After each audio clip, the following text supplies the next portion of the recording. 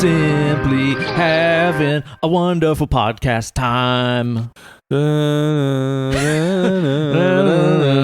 What if we did the whole podcast in that rhythm? In the sing-songy way. It's been Steven Lord of the talking Rings about are good. That kind of goes right along with your theme about your restaurant you had the concept for. Yeah, it's called Benny and the Jets. Benny and the Jets, okay. And at Benny and the Jets, you have to order your food in the cadence of some part of Benny and the Jets, preferably the you have to end it on the diddle daddle diddle dee. I really want some fries and a cheeseburger. You know I'm gonna want another milkshake. Like that? Yeah. Bacon and some eggs. Boom! Eggs. Yeah. See, that's your easy way around it. I mean, like, but Who the you'd fuck always would have to go order to bacon this and some place? eggs. Like, who wants to go to this place where people are constantly doesn't singing love- parts of Benny and the Jets? Who doesn't Every love table Benny around and you. the Jets? It's a great song. I mean, it's a fucking awesome song. It's a banger. Maybe this becomes like a combination franchise, though, and it's a hibachi restaurant that's Benihana and the Jets. Benihana and the Jets. Benihana and the Jets. Yeah, they just add it to the show. So it's like flipping shrimp and whatnot. And also he sings songs about the food. Benihana and the Jets. Hi. Hi. Yeah. Boom. Welcome, dead and lovely listeners, to the very special extended edition Oh, yeah. of your absolute favorite, typically horror movie review podcast. Usually. Today, your favorite wild card podcast in all the known multiverse, Middle Earth, Upper Earth, Lower Earth, Yeah. all of them. Hey, I'll tell you what. If you ain't afraid of that Balrog, I'll give you $5. You don't say. He just old burnt marshmallow, man. That's all he is. He's scary. He's spooky. He's from the middle of the earth. He's from a couple counties over. Yeah, he's from a couple counties over from Middle Earth. Yeah. Today on the show, we're going to be shaking things up and giving you guys another big old Christmas surprise. You guys that are longtime listeners of the show know that typically for our Christmas episode, which this actually comes out on Christmas, right? This will be the first one. Yeah? Yeah. We like to shake it up, give you guys a little wild card action. We've previously done like some Christmas themed movies like Die Hard, And Home Alone. Home Alone, Post Malone's sister. Home Alone. But this year we decided to kind of shake it up. But you know what? At the same time, it's not really a non-Christmas movie to me because I watch the trilogy, The Lord of the Ring, pretty much every Christmas. Yeah, we've talked about this over the past few years. Yeah. Lord of the Rings is a good Christmas time watch. It's a good fantasy time, I think.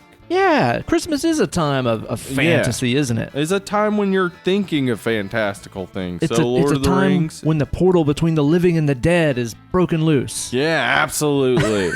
It's gone crazy.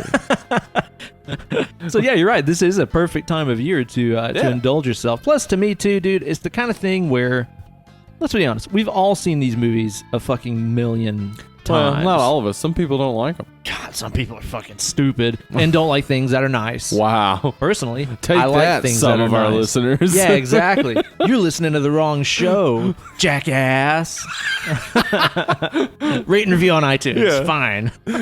Yeah. It's always a good idea to refer to people who like you as jackass. Yeah, it's a good Hey, idea. jackass. Golly. All right.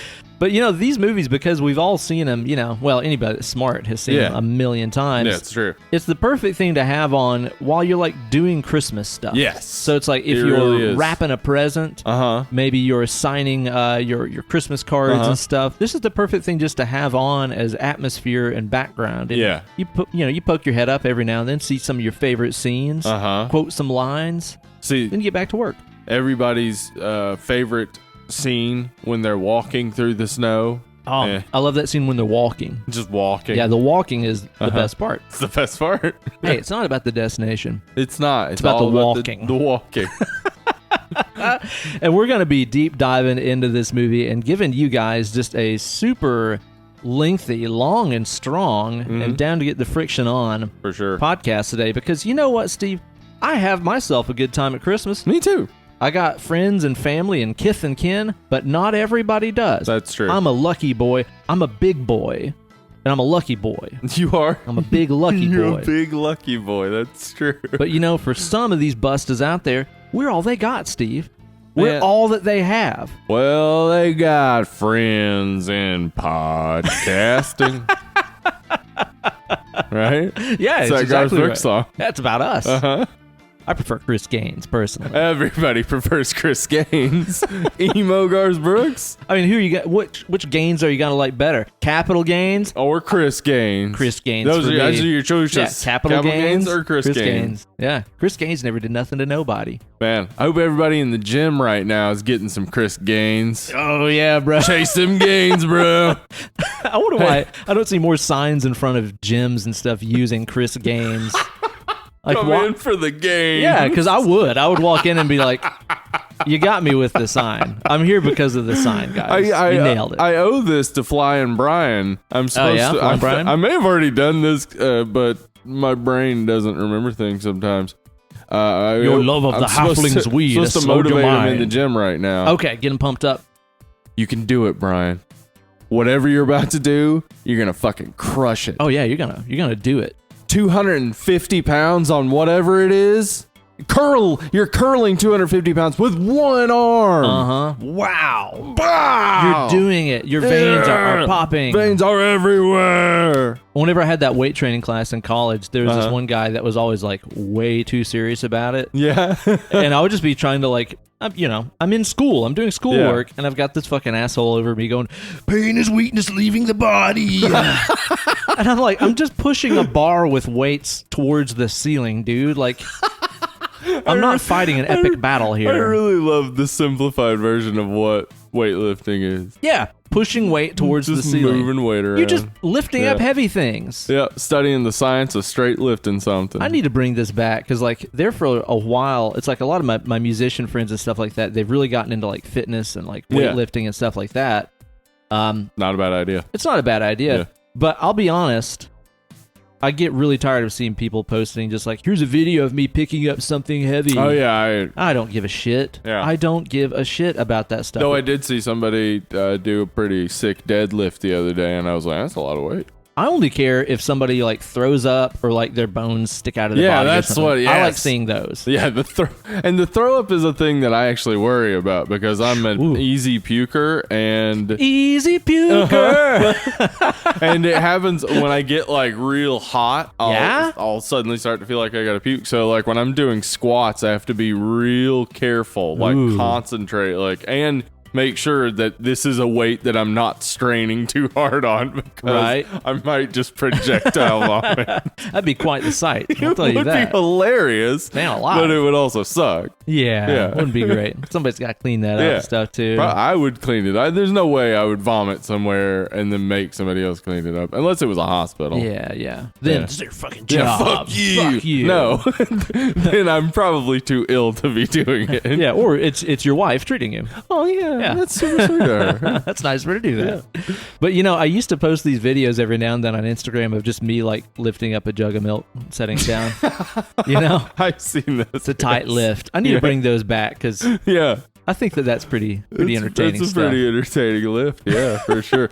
Boom. Picked it up. Fucking gallon of milk. Yeah, maybe I pick up a dog or something like that. Oh shit. Who wouldn't want to see that? Lifting your dog would be a feat. That's quite a workout. She's a big one. That's 100 pounds of dog right there. She has lost some weight though. Like whenever we moved into she the gets big to walk city, more, yeah, she weighed I think like 117, 118. Wow. She's down to a svelte like 107. Wow. Yeah, which you got to think. She's a big ass dog. I mean, she's not she's a big fat. dog. She's just a big dog. She's a little chunk. She's got a little chunk going on. Yeah, but it's adorable. She is just kind of a big dog overall. But she needs to keep it down, keep that weight off of her arthritis. Oh yeah, 'cause she's got that arthritic She's got shoulder. that arthritis. Little old lady. Yeah, so losing some weight is a good thing for her. Man, I saw this handsome podcast fella walking across the street towards my apartment, and I said, this feller's lost a lot of weight. I have. It was Hollywood Steve. Yeah, I've lost. Skinny mini. I'm down to 220, so still going down. Yeah. Going down. Did you ever notice that that's totally just the Bulls on Parade rhythm right there? It's just the Bulls on Parade rhythm. That's what I thought you were doing. And then I was like, oh, wait, that's the same thing. Yeah. Yeah. And, that also explains, too, why we're not going to be getting a pull until a little bit later in the show. Yeah, yeah. Usually we like to crack open a co-beer. Yeah, it's a little bit early for me to actually take in any calories, but we're going to have a beer about an hour into the show. Yeah, we're recording this way earlier than usual. Yeah. It's presently 1:20 p.m. Yeah. So this is kind crazy. of an early bird show for us. This is early for me in general. Hey, but you've been training for it all week. You had a practice run yesterday. I had the date and time wrong. And I show up downtown and I text Ben like, hey, I'm here. And he's like, what the fuck? I was working in the studio with Andy. And I just thought you had accidentally texted me instead of Emily, because that happens sometimes that does too. happen. Although, let's be honest, usually it's, quote, accidentally pictures of your fat penis. Yep. Whoops, meant to send it to my wife. Yep. You're just showing off. Hey, all right. I've had enough of the showboating with that fat hog of yours, Steve. Just because you're one of 25 names getting it doesn't mean it wasn't accidentally. No, it hurts. I thought I was the only one. It's not personal anymore. God. I found out I'm living a lie. Well, I just want everybody to know. So we'll be getting ourselves a pull a little bit later on in the episode here. But Steve, before we get this show on the road, I got to know if you're simply having a wonderful Christmas time. Have you guys done any Christmas stuff? Because as of last week when we recorded, I didn't have a Crimbus tree up. I didn't have nothing up. But now you do. You have an awesome evil Christmas tree. Yeah, we decided to shake it up this year because our actual Christmas tree and all the ornaments and stuff. But don't do that with your Christmas tree. No, don't shake it up. We do not shake up ornaments Christmas in trees. there. Don't do that. Yeah. All that stuff is still in storage, so we were like, hell, let's just fucking do something different and have a kind of a gothic Christmas tree this year, which I'm super stoked about. We did a white tree. Thought about doing a black tree. Okay. But I would be interested in seeing that, but it seems like it would feel intrusive.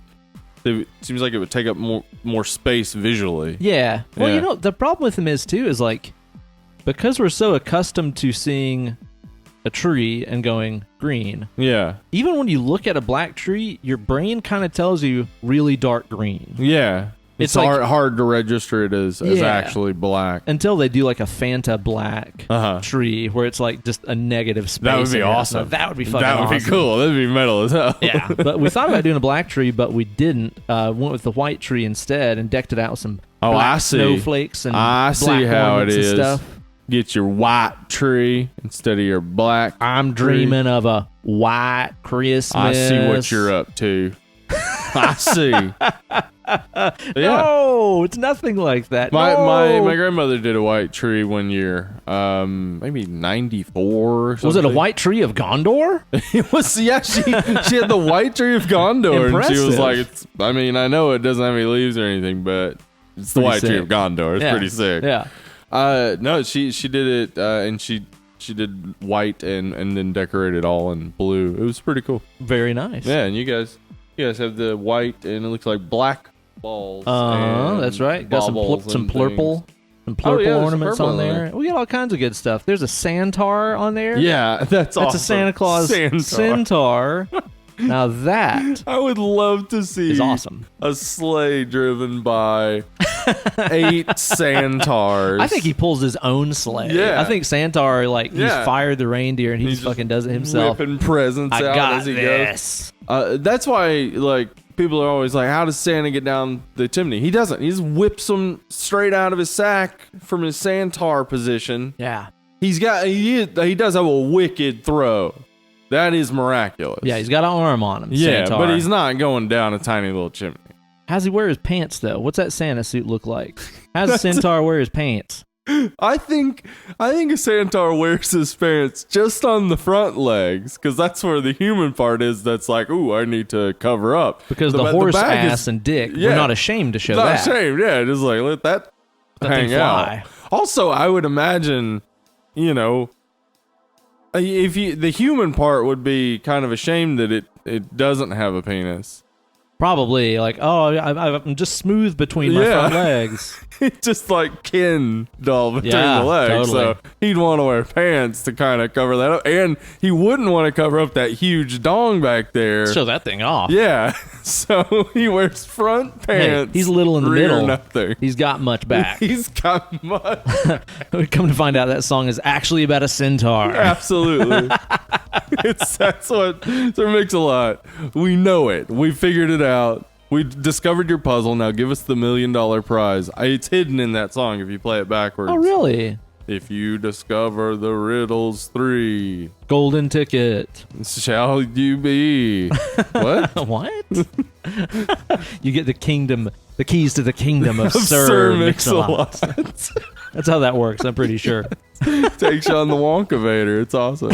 So have you been doing any like Christmas spirit holiday activation shit? Well, I was getting ready for this while Emily was setting up our Christmas tree, and she put up some lights and stuff, and Ooh. it's pretty freaking awesome. Are you guys a colored light household or a white light? Colored lights. And do they twinkle? Normally not. I've never been a fan of a flashing Yeah, ornament. I don't like or that. not ornament, light. I do like it when it's like patterns and stuff, like when people have them set up as the red, green, blue thing, where sort of can create different visual patterns that are fun. But I don't want that in my house, like inside. Yeah. Well, and nowadays too, it's like they have them, automated and stuff to where they really twinkle. Yeah, they're really cool. But like when we were kids, you'd go to somebody's house and their tree would be like obviously 4 strands of lights that are just turning on and off at different times. Yeah, I it was never the worst. understood the appeal of that. Yeah, I thought that looked like shit. Emily, she loves fairy lights.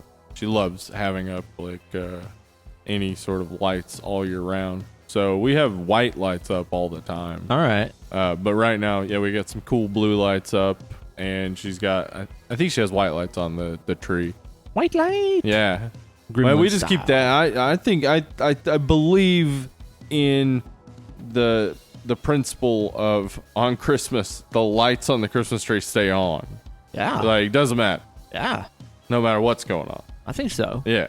Because I think that's the best feeling in the world, I think, is that you're out of school, you get up, it's like way too late, you're going to the bathroom, and the lights from the Christmas tree are on, and it just feels like warmer in the house. Totally. And It's a magical time of year. It's a really cool feeling, so we just keep the lights on. There you go, Yeah. man. Well, that sounds like a pretty good thing. You been watching anything Christmassy, getting you in the spirit? Christmassy?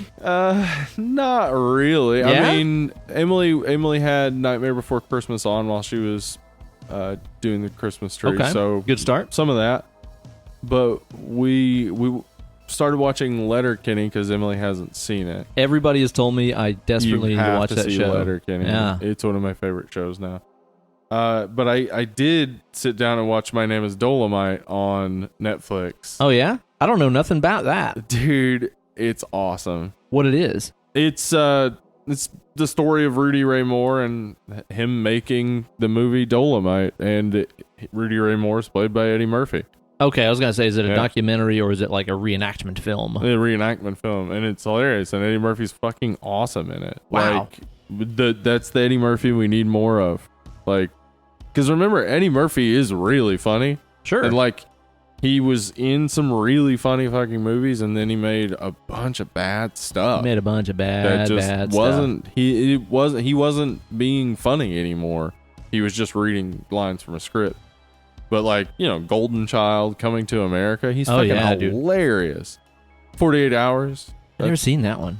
I rewatched it not too long ago. The first one's very fucking racist. Nick Ooh. Nolte is so racist. Oh, no. Uh-oh. But Eddie Murphy's funny. Okay, Yeah. right on. Right And on. Beverly Hills Cop, he was hilarious in that too. Anyway, I'm saying it seems like true to Eddie Murphy form. Really good, fucking awesome movie. I really enjoyed it. Should I watch Dolomite before I watch? No, you this don't movie? need to Don't see have to? Dolomite. No, Okay. Dolomite is basically a rip-off Shaft made with $100,000 and ended up making $12 million. Holy moly. Because Rudy Ray Moore was very popular in the black community, and he knew that what they wanted to see. He knew exactly what they wanted to see, and people just didn't realize his vision was exactly what people wanted at the time. So to go, make $100,000 movie, make $12 million Good at on the him. box office. Fuck yeah, dude. So yeah, it's a cool, it's a positive story, I would say. Okay, that And sounds good. Really man. fun and enjoyable. You've been knocking out some more of that Office. Oh yeah, I finished The Office. Finished it. Finished it. Yep. First time you ever watched the whole series. First time I ever watched the whole series. Some observations about The Office. Give me some obs. I realized that I had actually seen a good bit of season 7 and 8 because it came on before 30 Rock or Community. I can't remember. But I remember just seeing a bunch of those episodes, so when I was going through them, I was like, oh, these are very familiar. Mm-hmm.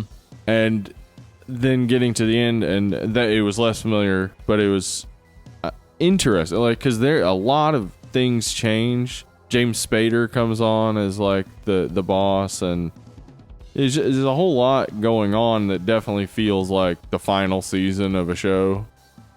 But it was still good, like still funny. So I think overall the show, like, solid. Yeah? And exceeded expectations? Exceeded expectations. Okay. Solid enough that I do still, like, when I don't have anything going on, I just go back and play another. That's what I was going to say is, like, would you rewatch Yep, it? I would.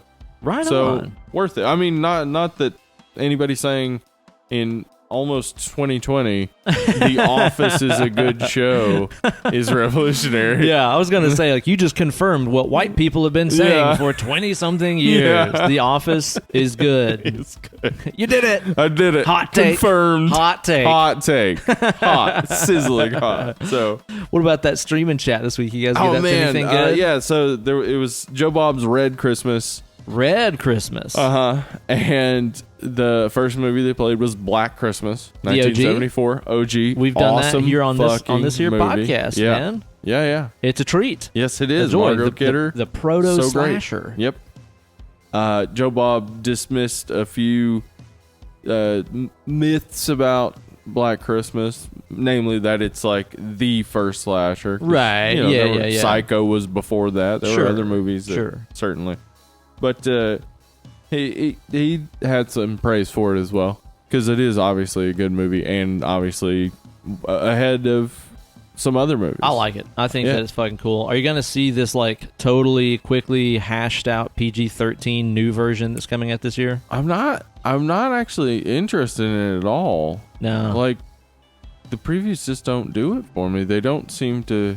But I will probably eventually watch it when it comes out on streaming services, but it's not one I feel like I need to appealing. see in theaters, you know? Yeah. Like, even the remake they did not long ago looked more appealing and more like the original. That's what I was going to say. It's like, didn't we just have Yeah. a remake of this several years ago? Yeah. It not that long Let's ago. try again. Might as well. Good Lord. What Who the are the hell? people that greenlight this shit? Where it's just like, well, you know that just came out a few years ago. Yeah, let's do it again, though. Nobody cares. That's exactly how they feel. And you know why they feel that way? Stimulants. Stimulants. Yes. That explains it. Yes. Cocaine. Calcania. Yeah. It gives them the power they need to make terrible decisions. Just tons of them. Lots and lots of terrible decisions over and over. But you're making decisions. And that's business. Getting things done. I am businessman. I decision make. That was always the hardest boss in Mega Man. Businessman. I beat Iceman, Fireman. Businessman, man. The problem was that it took, like, you had to fight so many underbosses to get to him, and they were all lawyers. Yeah. Yeah. All the mini bosses. All the mini bosses tough to stuff. get to businessman. And then his power was just lame. Yeah. Yeah. It was just not great. not being fulfilled. Litigation. Yeah.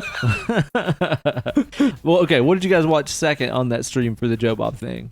It was Jack Frost. Jack Frost. Yes. The 1996 snowman murdering movie. I've just seen the cover of it, and I've seen it like streaming. Yeah. But I've never watched it. I hadn't either. It was fucking It's got to be great. ridiculous. It was crazy. It Yeah? was stupid.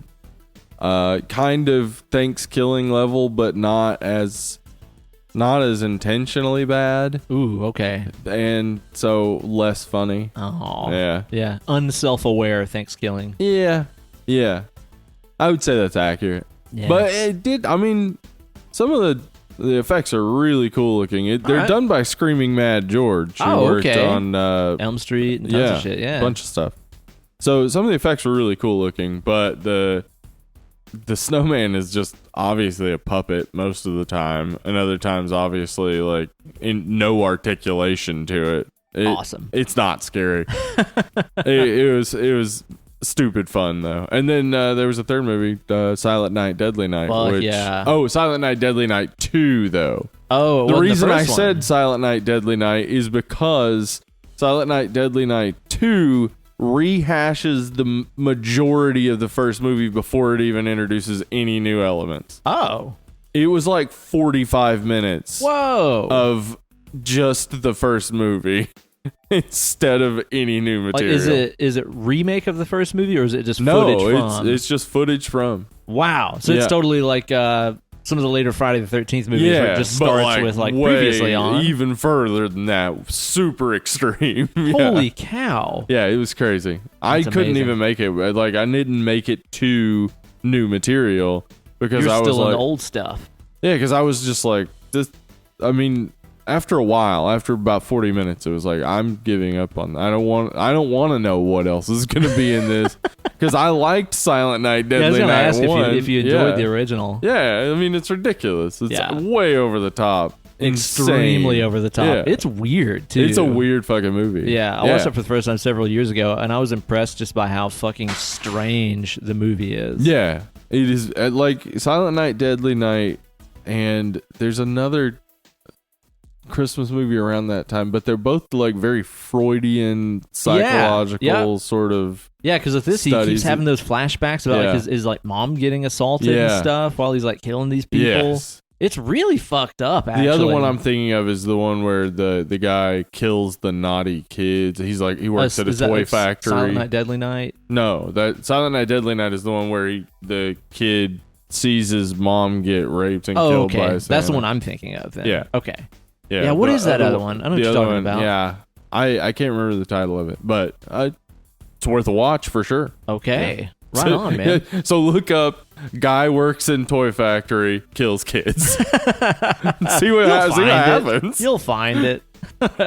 So that got you in the Crimbus spirit there. That's been your dose of holiday flicks, huh? Yeah, I really want to watch Gremlins 2.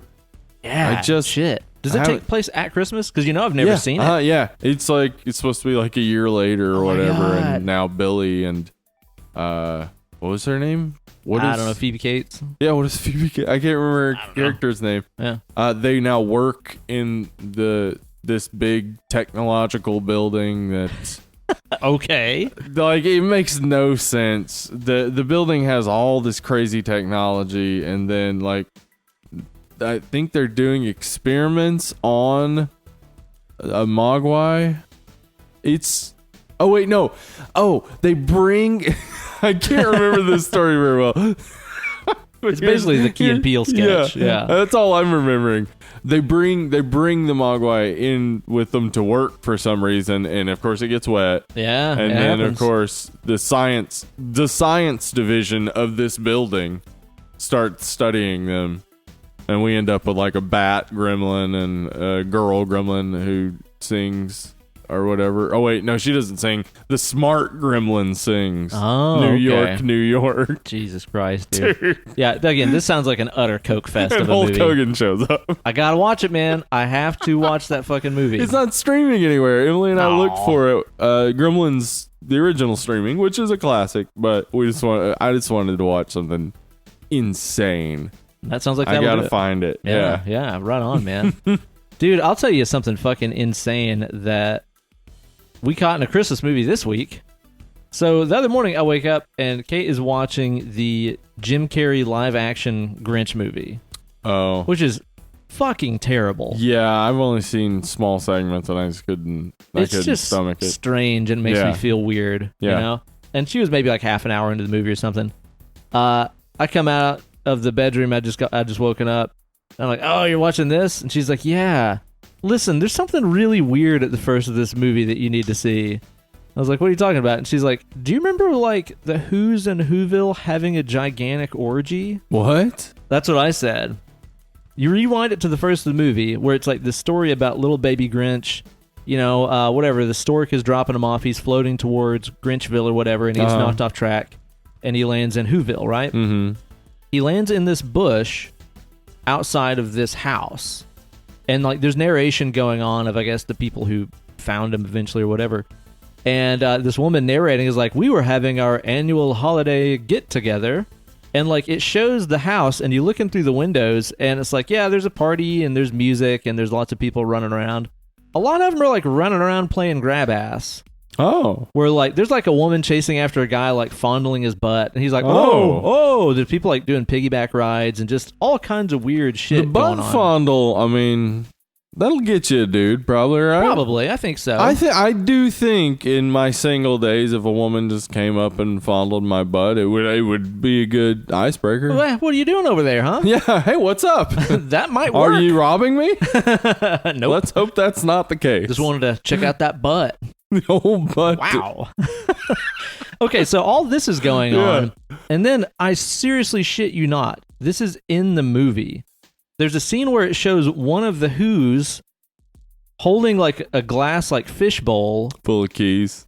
I'm dead serious. Seriously? And the other Who's are walking by putting their keys in the fish bowl. It's in this fucking movie. Okay. In a PG-rated kids movie.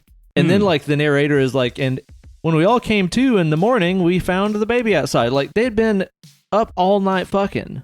Huh. It shows the Who's having a fucking key party. Go and check it out. It's in the first like 10 minutes or so of the movie. That's insane. Yeah, she showed it to me. I was like, I cannot fucking believe this shit. Now, I mean, somebody could argue that they were just going for, okay, nobody drive because they're getting drunk. But that's very specific. Like they seem to be gleefully giving up the keys. Yeah. That's all right. So the Who's okay. I'm going to tell you what, though, considering, you know... They practice open marriages. They apparently do. Mm-hmm. But considering, like, what their faces look like, and they have those weird little upturned noses, and their lips and stuff are all shaped different. Let's not get racist here. Well, I was just going to say, I bet their dicks look fucked up. Could you imagine a Dr. Seuss dick? What's that thing look like? Curls. It's got a curl. It's got to have a curl to it. Maybe it unfurls like a one of those party blower things, you know? That's what I think goes on. That's what a Who's dick looks like. Merry Christmas, everyone. Merry Christmas. That's great. I had never considered a Dr. Seuss dick. No, me neither. But now it makes me consider like all of the crazy secretions that would come out of a Dr. Seuss dick. Yeah, I mean, he wasn't a secretion dude, but if we're gonna go there, he'd have to come up with some weird slime or something that came out of it. Probably. Yeah. They call it Hoo-goo. Hoo-goo. I bet those fallopian tubes and stuff look like a damn obstacle course too. Everything's got to be all funny there too, you know? It's just like, and as the semen goes through it, there's like horn noises. Yeah. The reproductive life of the Who's of Whoville. Now that's what people tune into this podcast for. Yeah, sure. Yeah, I mean that's what most of the comments tend to say. I love when they talk about the Who's fucking. Somebody please leave an iTunes review that just says that. Well, you can't say fucking. Yeah, bleep yourself out. The Who's reproductive life. There you go. I'll tell you what, though, we did watch ourselves one of our favorite Christmas traditions as we were decorating our Crimbus tree. Which it was? It's the Maurice Sendak produced edition of the Nutcracker. Oh, okay. Which is so fantastic. I love me that Maurice Sendak. Yeah, yeah. And I know I've talked about this before because we watch it like every year. But update, still a treat. Still a treat. Okay. That old Tchaikovsky. Tchaikovsky. He could spin you a tune, I'll tell you that. It's true. He was a tunesmith. That was his trade. He was dropping bangers back in the day. Yeah, he had fire, eggplant emoji. Eggplant emoji. Yeah, that was his shit. Peach. It was that fire, eggplant emoji. Peach, tongue, water drop. Yeah, exactly. Yeah, That was that stuff. Always with the water drop. Yeah, that's how Tchaikovsky rolled back in the day. Yeah, we always watch that while we decorate the tree. We usually follow that up with Christmas Vacation. Oh. But we had actually knocked out the tree decorating by the time we were done. Oh. So we haven't watched that yet, but I know that I've got to because that's just a fucking classic. You got to watch that every year. You got to get into it. I mean, what do you want to do? Do you want to pay the penalty fee? I don't. That's true. There is that. I believe it's $400 now, right? $400 penalty fee. The interest rate's what'll really get you, though. That'll get you. But everybody be sure to watch Christmas Vacation. Or you owe Chevy Chase $400. Yeah. Well, if and you're he will listening to come this, after it, too. Yeah, and he is racist. Yes.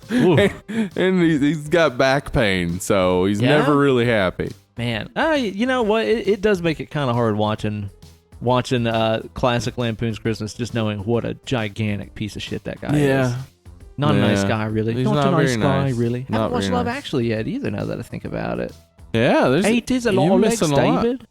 I haven't seen Scrooged this year. No, I haven't either. Jeez, man. I haven't watched any of the Christmas How Carol. are we ever supposed to even feel kind of Christmassy in this episode? I don't know. Oh, man. We'll just have to believe in Santa Claus real That's what it is. hard. We're going to believe in him as hard as we can. Yep. Yeah, it's a good idea. Yeah, so I got to get around to watching a few more Christmas classics. I'm kind of behind. But, you know, again, we were doing some stuff this week where we were just kind of working, doing some things around the house. And it's just like, well, let's put something on that we've seen. Yeah. So, just kind of on a whim. And I think because the first time that we started watching this show was at Christmas several years ago, we just decided to start like rewatching the first season of Glee. Okay. I know, which that's the reaction is okay. Okay. Because that seems like something that would be very high on the list of like stuff Ben probably fucking hates. Yeah, I would assume. Have you ever watched Glee? No.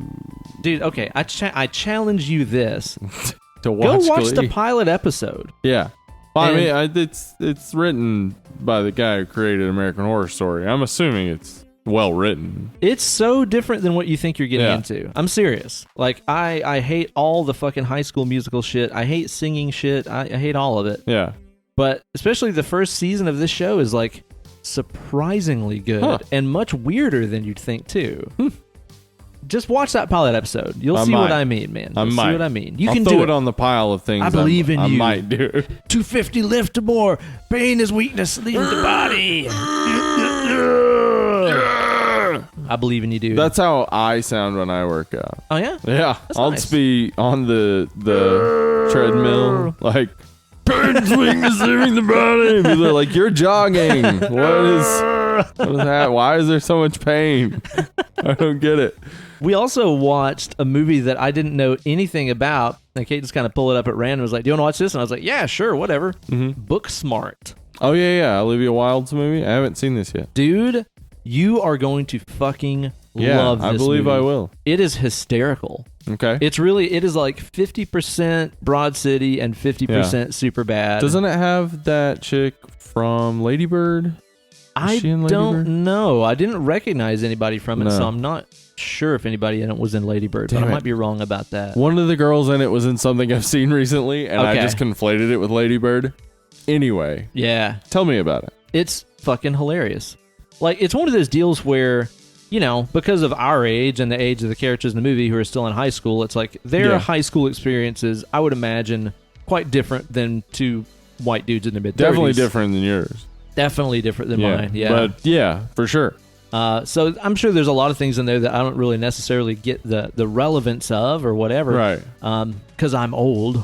Old man. man. That's you. That was always the easiest boss in Mega Man. Old man. Old man. Yeah, you take him first to get old powers. That's how you really beat Businessman. Yeah. You fake a heart attack. And then he's like, oh shit. Oh, am I legally liable? And then his head explodes. Yeah. So the high school experience of these girls and stuff all just seems very like believable and very relatable and stuff. And yeah, I don't know. It was fantastic. Really fucking funny. Yeah, I've heard really good things about it. Yeah, I would recommend watching that. Yeah, it's on Hulu, right? I think so. Hulu. Yeah, Hulu.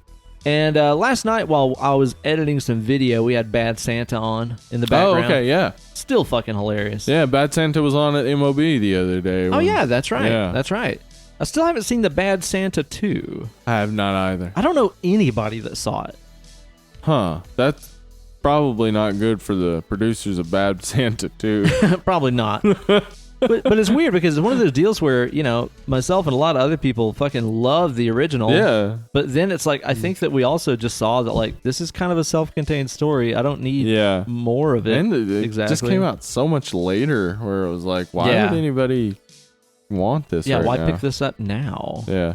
It's like Super Troopers 2. I never saw that either. That's kind of the same deal, right? Yeah. Because that's one of those ones that, like, when we were in college, it was always on. Everybody was always fucking quoting that movie and Leader Cola and stuff like that.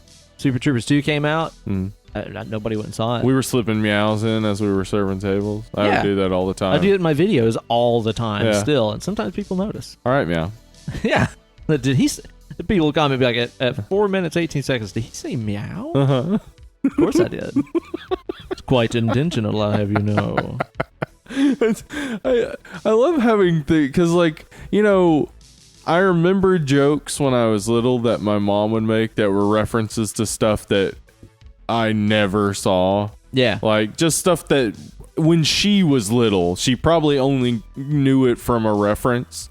Stuff where she was like, like when that train almost crashes through the movie screen and it freaked us all out. You know what I mean? Yeah, and I'm like, Mom, that didn't happen to you. I mean, like that was several years before you were born.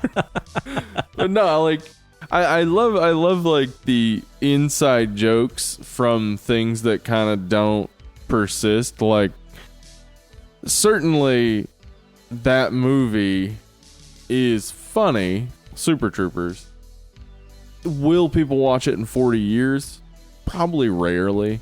Right, yeah. So if we had kids, our kids would probably get the meow joke from us doing it to them, but then their kids would have no idea what that is. It's always interesting to me that these inside jokes that they're memes that just die and won't have any real impact in the future because they're not like.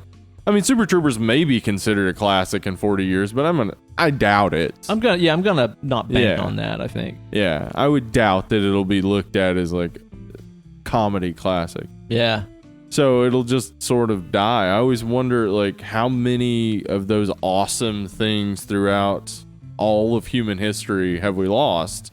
Like, how many awesome inside jokes did the Spartans have? I mean, I'm sure they were all brutal, but... That's a good question. Yeah. Like, remember when we left that kid on the side of the hill to die? What a little bitch. He was crying. Wow. It was pretty bad. That got dark. It was really dark. Yeah, those are jokes that it's okay that those died off, I think. Yeah, I think maybe we don't need those. Spartan humor, quite strident. Quite strident. Well, I'll tell you what, Steve, this is indeed the time of year for watching movies that we have seen a billion times because, we all have our traditional favorites that we like to watch every year. But there's also movies that we all like to watch all throughout the year, no matter what the time is. And for me, the Lord of the Rings trilogy is one of those. I have seen all three of these movies fucking many times. Yeah. Since they came out, and since they came out on DVD and stuff. I mean, I have that first run DVD box set of the extended editions, and I've wore them bitches out. I had Steve. them on VHS. Have you ever watched a movie a lot of times? I That's have. a good setup, right? I have watched Times Movie many. Maybe we should talk about movies that we've seen a lot of times. Maybe we should. Maybe before we start reviewing the Lord of the Ring, maybe we go to Preview Palace. Welcome to the Preview Palace. It's me, the elf from last week. I'm back. Oh no! Fuck Get you! away from here. Everybody loves me. No, Best no one loves you. character ever. No, don't Bye. recur. Don't become recurring. Hello, Merry Christmas. Bring back Baja Jacket guy. Hey, it's me. Hey, what are you guys doing? You want to smoke some weed? Oh, Baja Jacket guy. You never know when to pump the brakes. He doesn't. He's always smoking that weed. Steve, I've seen these movies so fucking many times, and it's the deal where you have like vast swatches of the movie memorized, Yeah. whether you want to or not, because you've Yeah. just been exposed to it so many times. But I know that this is not the only movie for me that I have like partially memorized. And I'm sure you're the same way too. So whenever we start talking about movies we've seen a fucking jillion times in your movie watching career as a pro level movie watcher. That's true. We are professional movie watchers. Passed up the amateurs. We have been paid to ago. do it. So, Yeah, it's true. there we go. What are some of the ones that come to mind for you that you've seen so fucking many times? Well, when you said this last week, like you said you wanted to do this, the first one that actually came to mind is Dragnet. I remember you saying that. What a oddly specific movie that is. Okay. All right. I stayed with my granny in Buford, Georgia one summer. And just to preface, this isn't the Dragnet that came out like 10 years ago with... No.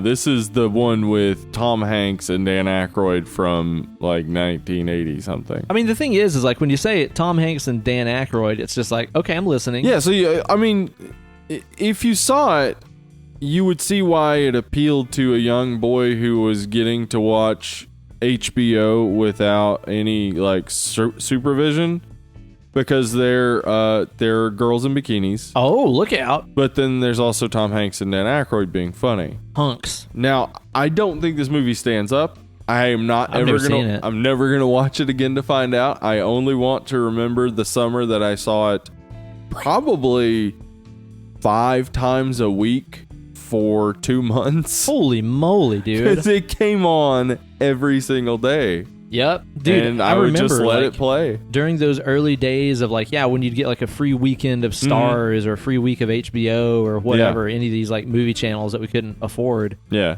They would be on all the time because it was like, oh my God, we get a premium movie channel for a second. And they would show the same like 5 movies in rotation. Yeah.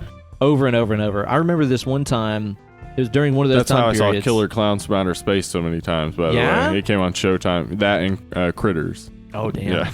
Well, there was this one time that we had one of those free weeks or whatever, and I think it was like me and my mom and my brother were all sick. We were just sharing the classic family cold. Yeah. You know what I mean? So I've been there. Everybody's laid up on the couch and stuff, and they were showing specifically Mr. Holland's Opus. Okay. And That Thing You Do. Asshole.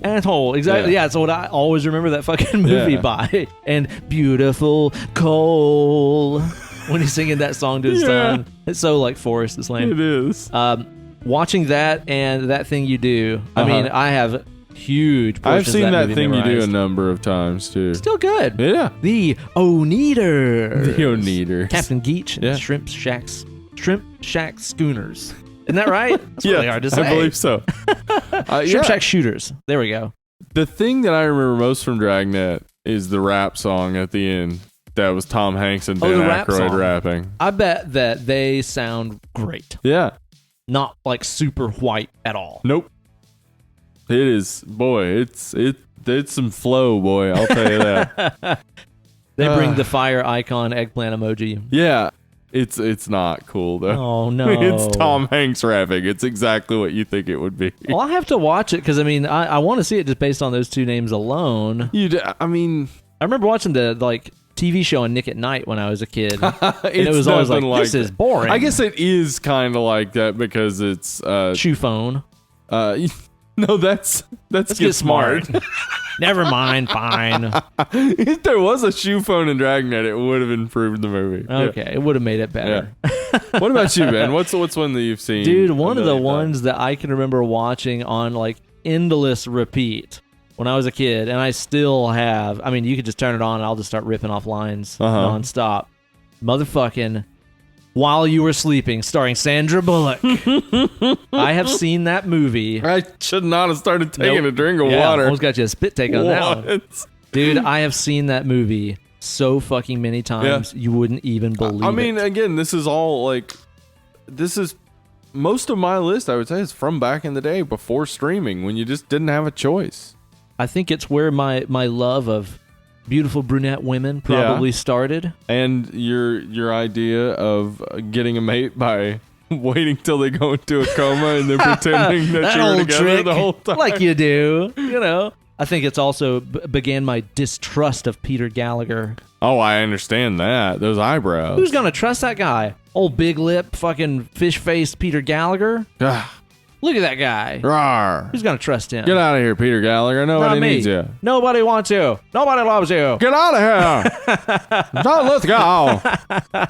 Jimmy Stewart, John Lithgow. Dude, I watched that movie so fucking many times. It Yeah. was one of those deals where it was at a relative's house where they had 5 VHSs or whatever. Yeah, and you just have to watch one of them. Yeah. Uh-huh. Exactly. It was either that or what else did she have? She had fucking, I don't know, Citizen Kane or something like that.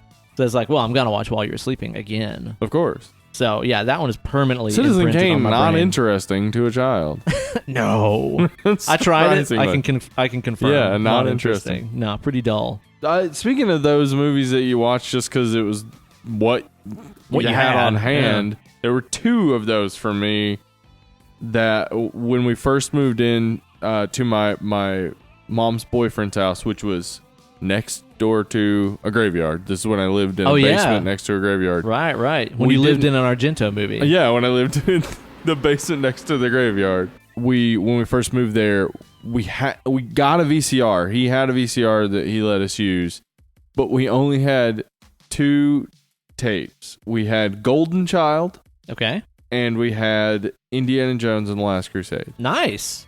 So, yeah, I mean, they're both great movies. I've seen them a million times. Wow. I think it was around that time that maybe the millionth time I'd seen Golden Child that we started convincing my mom to let us rent movies. Because it was just we didn't have cable or anything. It was just those 2 movies, and it was fall, so it's what do you do? There's not a whole lot to do as a kid. Yeah, stuck it's cold inside. outside, Yeah. stuck inside. We've watched these movies a million times. Hey, Mom, it's only a couple bucks, please. You know, the thing is, though, is I would like to say that the fact that we rewatch the same movies over and over and over and over when we were kids is because of things availability and cost of renting movies and stuff like that. But But kids also just do that. kids still just do that. Yeah. It's all my friends that are parents are just if I have to watch fucking Frozen or Moana one more time. Yeah. Oh my God. But the thing is Moana's pretty fucking awesome. It looks great. Yeah. Kate said Frozen 2 is really good. Oh, haven't seen it yet. I liked Frozen. I haven't seen Frozen 2 yet. Yeah. But again, I've only seen Frozen twice. So. I don't even know how they made a sequel about a bunch of people getting stuck on top of that ski lift. I don't even know how they did it. That's an interesting movie. It's not good at all. It's not good. Terrible movie. It's very interesting though. Yeah, kids just be watching the shit out of the same movies over and over and over. So They those really are do. those are 2 that you just Those have are 2. Those are 2 that just I know them backwards and forwards. So many of the lines in Indiana Jones and the Last Crusade are just stuck in my head and come up at random moments. Yeah. Yeah. Nice, man. Or also, I want the knife. That comes to my head a lot. When somebody stutters over an I. Yeah. That from Golden Child. It's just stuck in my head. It's not even that funny of a joke, but as a kid it was hilarious, so it just will always be there. Dude, one that was hilarious that I watched a million times when I was a kid that I know is foundational in shaping my sense of humor is Airplane. Yeah. My brother and I watched Airplane so many fucking times. That was one I watched with my grandfather a number of times. It's still hilarious. Still? That movie is still hilarious. I mean, if you like that if kind you of like humor, that kind of a lot of people hate that kind of humor, and that's fine. You're not going to be into Airplane, Naked Gun, Hot Shots. All of those I would say fit in for me as movies I saw a lot as a kid and with my grandfather, so they really stuck in my head because it was family time, fun time, I've been really wanting to go back and watch Hot Shots and stuff like that lately. I haven't seen those Emily and I forever. Did watch Hot Shots I think probably 6 or 7 years ago. And I thought it was still really funny. Lloyd Bridges is hilarious. Dude, but it's been he's an forever Airplane since as I well. saw him. Yeah. Oh yeah, that's right. Yeah. Yeah, you had just like a small crew of dudes that were kind of in all of those. Yeah. Leslie Nielsen was in tons of that shit, obviously. Yeah. Yeah, He's genius. Airplane is one of those, man, that it's so stupid. Yeah. It's And just so ridiculous. It's just like out of nowhere, anything goes for any reason. It doesn't even fucking matter. Yeah. And I think that really did shape my sense of humor when I was a kid, because I just loved how random and pointless it all was. June Cleaver speaking jive is hilarious. Phenomenal. Yeah. Amazing, dude. The guy with his drinking problem. Food don't want no help. Food don't get no help. His drinking problem just throws water in his face. Yeah. God, dude. It's so good. Again, that's real stupid humor. And I guarantee, like, if I had never seen those movies and I saw them as an adult, I'd probably be like, not. But I have such positive associations with it from childhood, from seeing those types of movies so many times. Speaking of those, Mel Brooks movies. Oh, dude. And yes. specifically for me, Men in Tights. Yeah, I saw Men in Tights so many times. That and Young Frankenstein are the ones I've seen the most. Well, I actually saw Blazing Saddles probably more than Young Frankenstein. Oh my God, Blazing Saddles is fucking amazing. It's one of the best comedies ever made. Yeah. We watch Young Frankenstein every year with my wife's family, so I've clocked in at least 19 or so views of that, which is a lot. Yeah. But yeah, Men in Tights is one of those. It's just like anytime, whatever, just put this movie on. Yeah, Men in Tights is one I saw in the theater. My mom took me and my sister and dropped us off at the College Square Mall in Morristown. Oh, yeah? Tennessee, yeah. It also has a dope rap in it. I said, hey. Yeah. I said, hey. Yeah. Love it. Yeah, same here, man. Those are on my list as well. I've watched the shit out of those and continue to love them. And again, it's kind of weird where it's like, there's that level of stupid humor that's in Airplane and stuff. Yeah. And the Mel Brooks stuff. It's smarter. Yeah. Like, but it's still also really dumb. Yeah, that's the genius of Mel Brooks, is that he can be smart, but also talk about your dick, and it's funny. Yeah, good stuff. I see myself watching all of those movies and The Lord of the Rings and some of these other ones that I'm sure I've forgotten about just forever. Like, I don't think I'll ever get tired of watching these. Yeah. You know? Even if they ever did one day to decide to remake Lord of the Rings. They will eventually. Yeah, I know. It might even be better. Golly, I have a hard time imagining it'd be a lot tough. better. It'd be tough, but it's possible. Because aren't they making a Lord of the Rings show for Amazon? Oh, yeah, that's right. Yeah. They are. I'm interested in that. I forgot about that. Boy, I hope they handle it with care. Yeah, they probably will for a few seasons and then fuck it up like everything else. Yeah. Well, let us know on the Facebook page and stuff some of your all's favorites that you have watched the fucking shit out of in your life. I want to know what you be watching. There's about to be a beer break. Uh-oh, is it beer time? Time for a co-beer? Time for a co-beer. We got some co-beers in the fridge, and Ben's gonna grab them. All right, Steve, I got ourselves a delicious co-beer from our friends at Ballast Point Brewing Company. This is their Delicioso Grapefruit Sculpin IPA. You've had this before, right? I have. Yeah, this is it's a staple beer at the grocery store. Yep. And it's one of those that used to be kind of hard to get, a little bit harder to find. But now it's pretty widespread. Pretty dang available. You can get it for pretty cheap. And it's like a 7%er, I think. It's actually great. Reasonably potent. Yeah, every time I've had it, it's always been good. So I got a 6er on a whim there the other day at the grocery store. And I remembered it being more grapefruity than it is. But it's still just a great It smells very drinking grapefruity. beer. I haven't had it in a little while. Go in there and wet them whiskers and see what that does to you. Again, just a very enjoyable one, just to knock back a couple of in a night. You're not going to get tired of it. It's not very grapefruity. It's got the bitterness kind of grapefruit, but not really that nice tang to it. Right. But it's very much just like a sort of skunky IPA. Uh-huh. Yeah. Bueno. I enjoy that. Yeah, overall, Ballast Point makes some really good stuff. I think they also do a pineapple sculpin. Yeah. That's really good. Mm-hmm. Again, it's not too sweet and sugary or anything. It's got a little bit of dryness to it. Yeah, everything I've had from them has been very drinkable. Yeah, definitely. They seem to know what they're doing over there. An enjoyable brew. Yeah. Now, Steve, let's get on to the subject of this show, which is going to be The Lord of the Ring, A Fellowship of An Ring. A Fellowship of An Ring. When did this come out, Steve? Is this like a 2001? 2001. A little after the world changed, Ben. Oh shit, the world is changing. Never forget.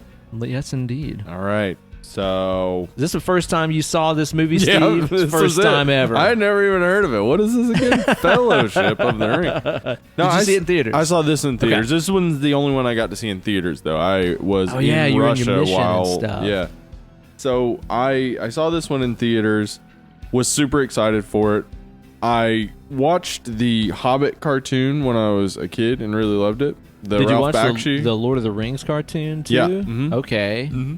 And so I was very interested in this. And I tried, whenever this was coming out, to read the books. I had never read the books. Okay. And I couldn't do it. I They, could not you know- get into the way he writes. You got to get out of the Shire. Yeah. You got to get out of the Shire. That's what I hear. Which is it's a lot of the It's very descriptive. Yeah. So I couldn't get into it. Never have tried to force myself into it. I am going to try. My New Year's resolution last year was to lose weight, and I did it. Mission New Year's accomplished. resolution this year is to read more, because as I've said in the past, like maybe a month ago, fuck reading. Like I've not gotten back into it in a long time, and I want to try to force myself to read these books, because people that like these books fucking love these books, and it's a very deep lore, and there's a lot there, and that's the exact sort of thing I love to get into. So I want to like it. Oh yeah. It's definitely not lacking in substance. Yeah. Or a fleshed out universe. Right. You know what I mean? He invented languages for this. Yeah. I mean, actually, really, if you get into it, like, he kind of wrote this story as a means to invent a language. Yeah, exactly. It's like the elf language was kind of the main thing he was doing. He's like, I guess I should write a book around Tolkien this. was a linguist, yeah. Fucking crazy shit. So when you saw this in the theater, were you like blown away? Were you in love? I was blown away automatically? by the moment that it started the opening narration. Same. It was just like, what? Because the music is perfect. Yep. Immediately. Absolutely so. Immediately sets the tone. Good God. Yep. Yeah, I'm just thinking back to that moment, because I was on a double date, and I'm remembering the people I was with, and it's like they weren't the most fun people. Oh. And I had an awesome fucking You had time to have all the fun. by myself. Yeah, watching this movie. I loved it. Dude, it's one of those things that I remember leading up to the release of this, you know, seeing the advertisements and seeing the trailers and stuff, which the trailers were all like pretty vague. Yeah. It was just kind of like, you know, the weight of this material by the name. We don't really need to show you a ton of the movie. It just had little soundtrack bits and some narration, and it was like very dark. Yeah. And I remember being so excited to watch these movies and finally see this story that I'd heard about my entire life, Lord of the Rings.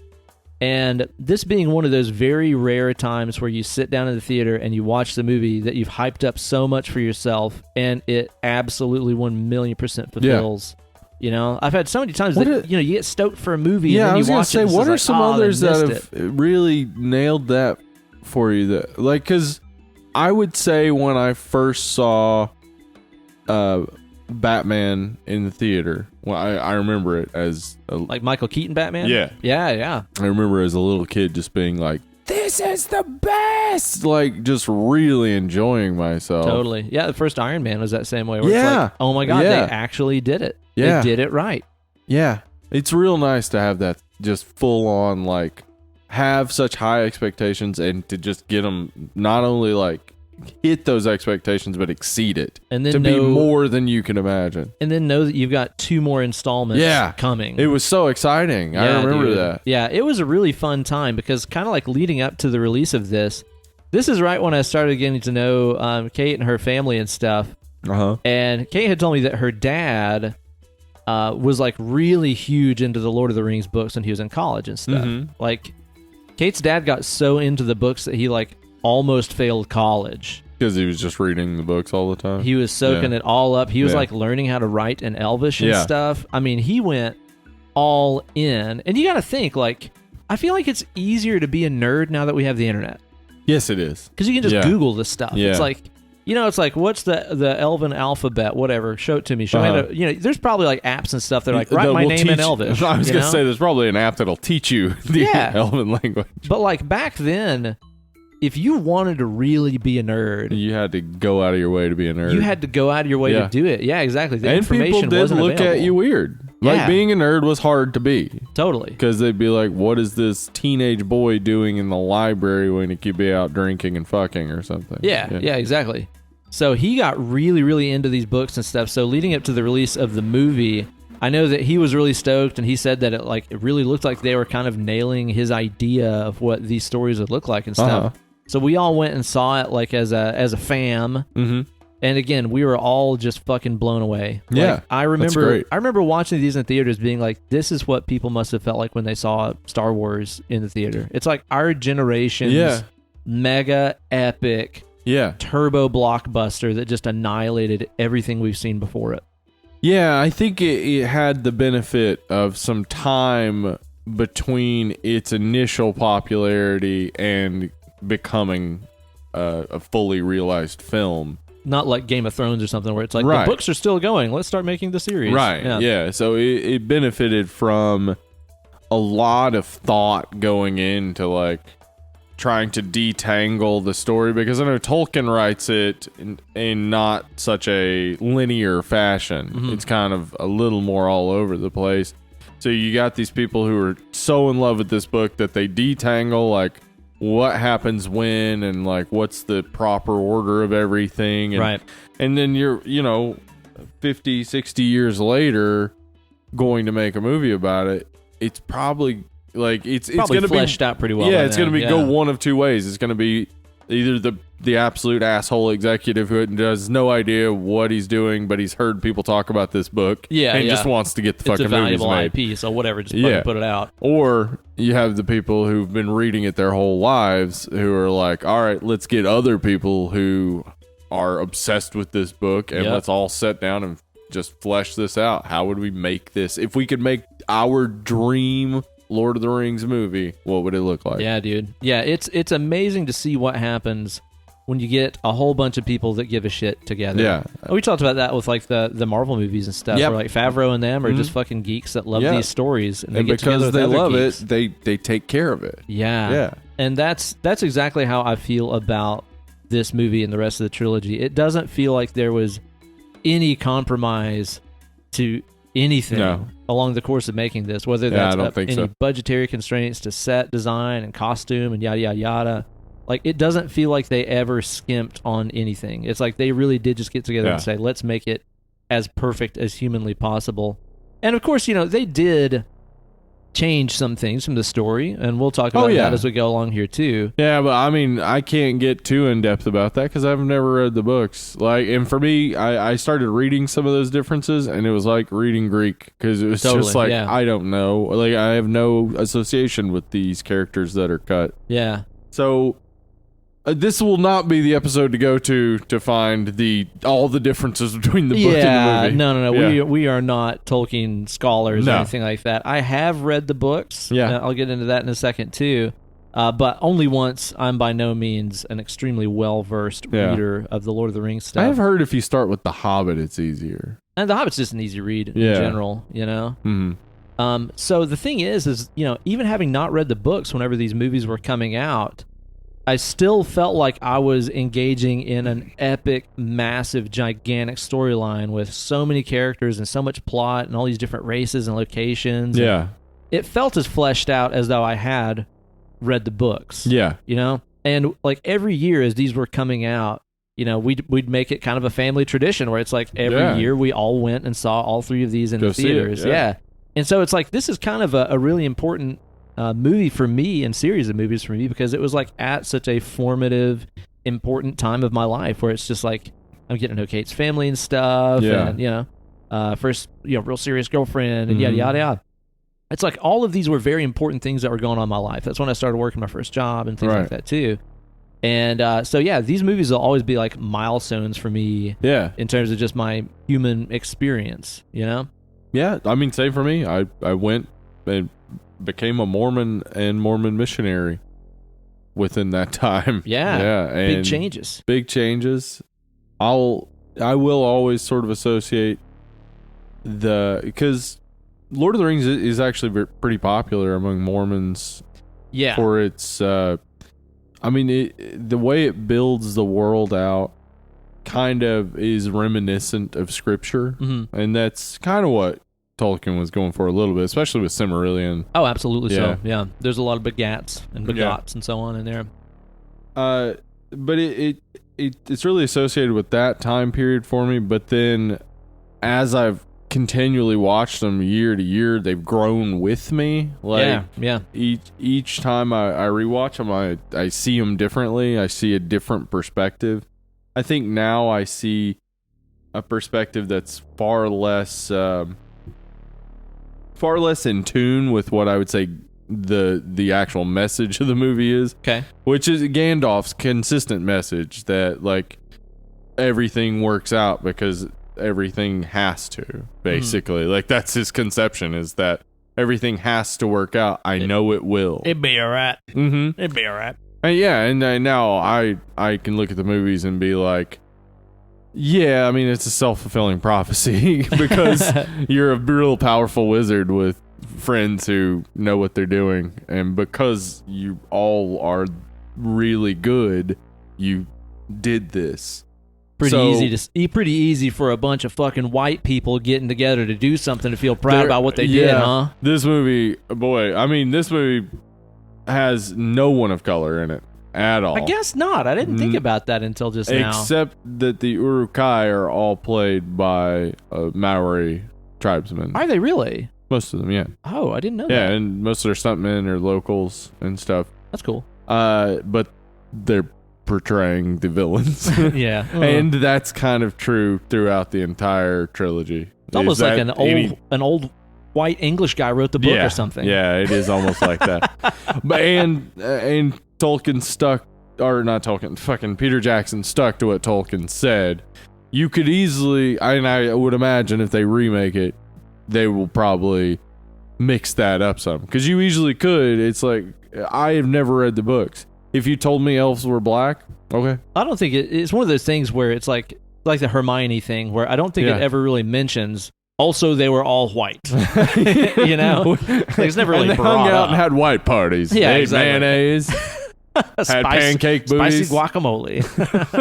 Yeah, it's never just really stated as far as I know. Yeah, I mean, even if it was, it doesn't matter. I don't think, like, when they do the show or whatever, I'm sure they'll have. Well, The Hobbit was a little bit more diverse too. Yeah, it was. It? Yeah. Yeah. They include. I think there were black elves. I think there's like an Asian-looking dwarf in there or something. I think they did mix it up in there. I think they mixed it up a little bit, and there's no reason not to. But I mean, also, there's no reason for Peter Jackson at the time, because diversity has always been something we needed, but it wasn't always something that was mandated. Right. And mandating it is why we're seeing more representation now. Right. These studios are saying you need more Mix it up, representation. Y'all. And that's a good thing. It's improved the value of what people are creating. Sure.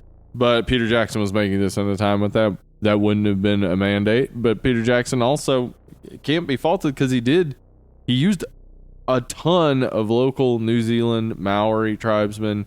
He went local with everything. Honestly. Yeah, like he's a Kiwi pridesman for sure, man. Weta Workshop is all. Yeah, New Zealand as well. we should actually let's just go through the production a little bit, the pre-production specifically, because I want to illustrate just how much Peter Jackson stuck with New Zealand. Yeah.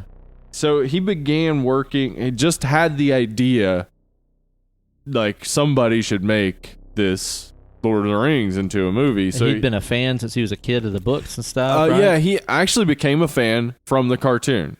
I never did Hobbit see the cartoon. cartoon. I don't think. I want to say like I saw bits and pieces of it when I was a kid, but I might be remembering the Dungeons and Dragons cartoon. Maybe. So I remember making me feel really weird whenever I watched it. You know? Yes, me too.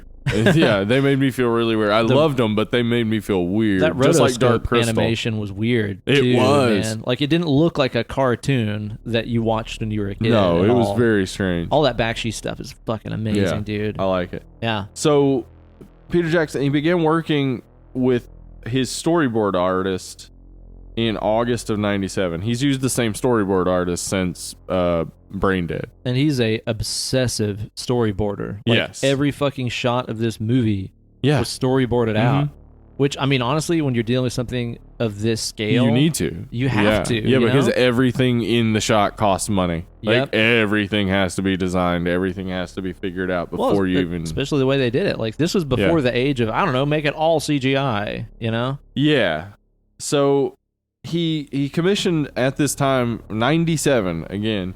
This is before 1997. This is before he's even sold the idea to anybody or found out who has the rights. Whoa. He gets Richard Taylor from Weta Workshop to start creating his interpretation of Middle Earth.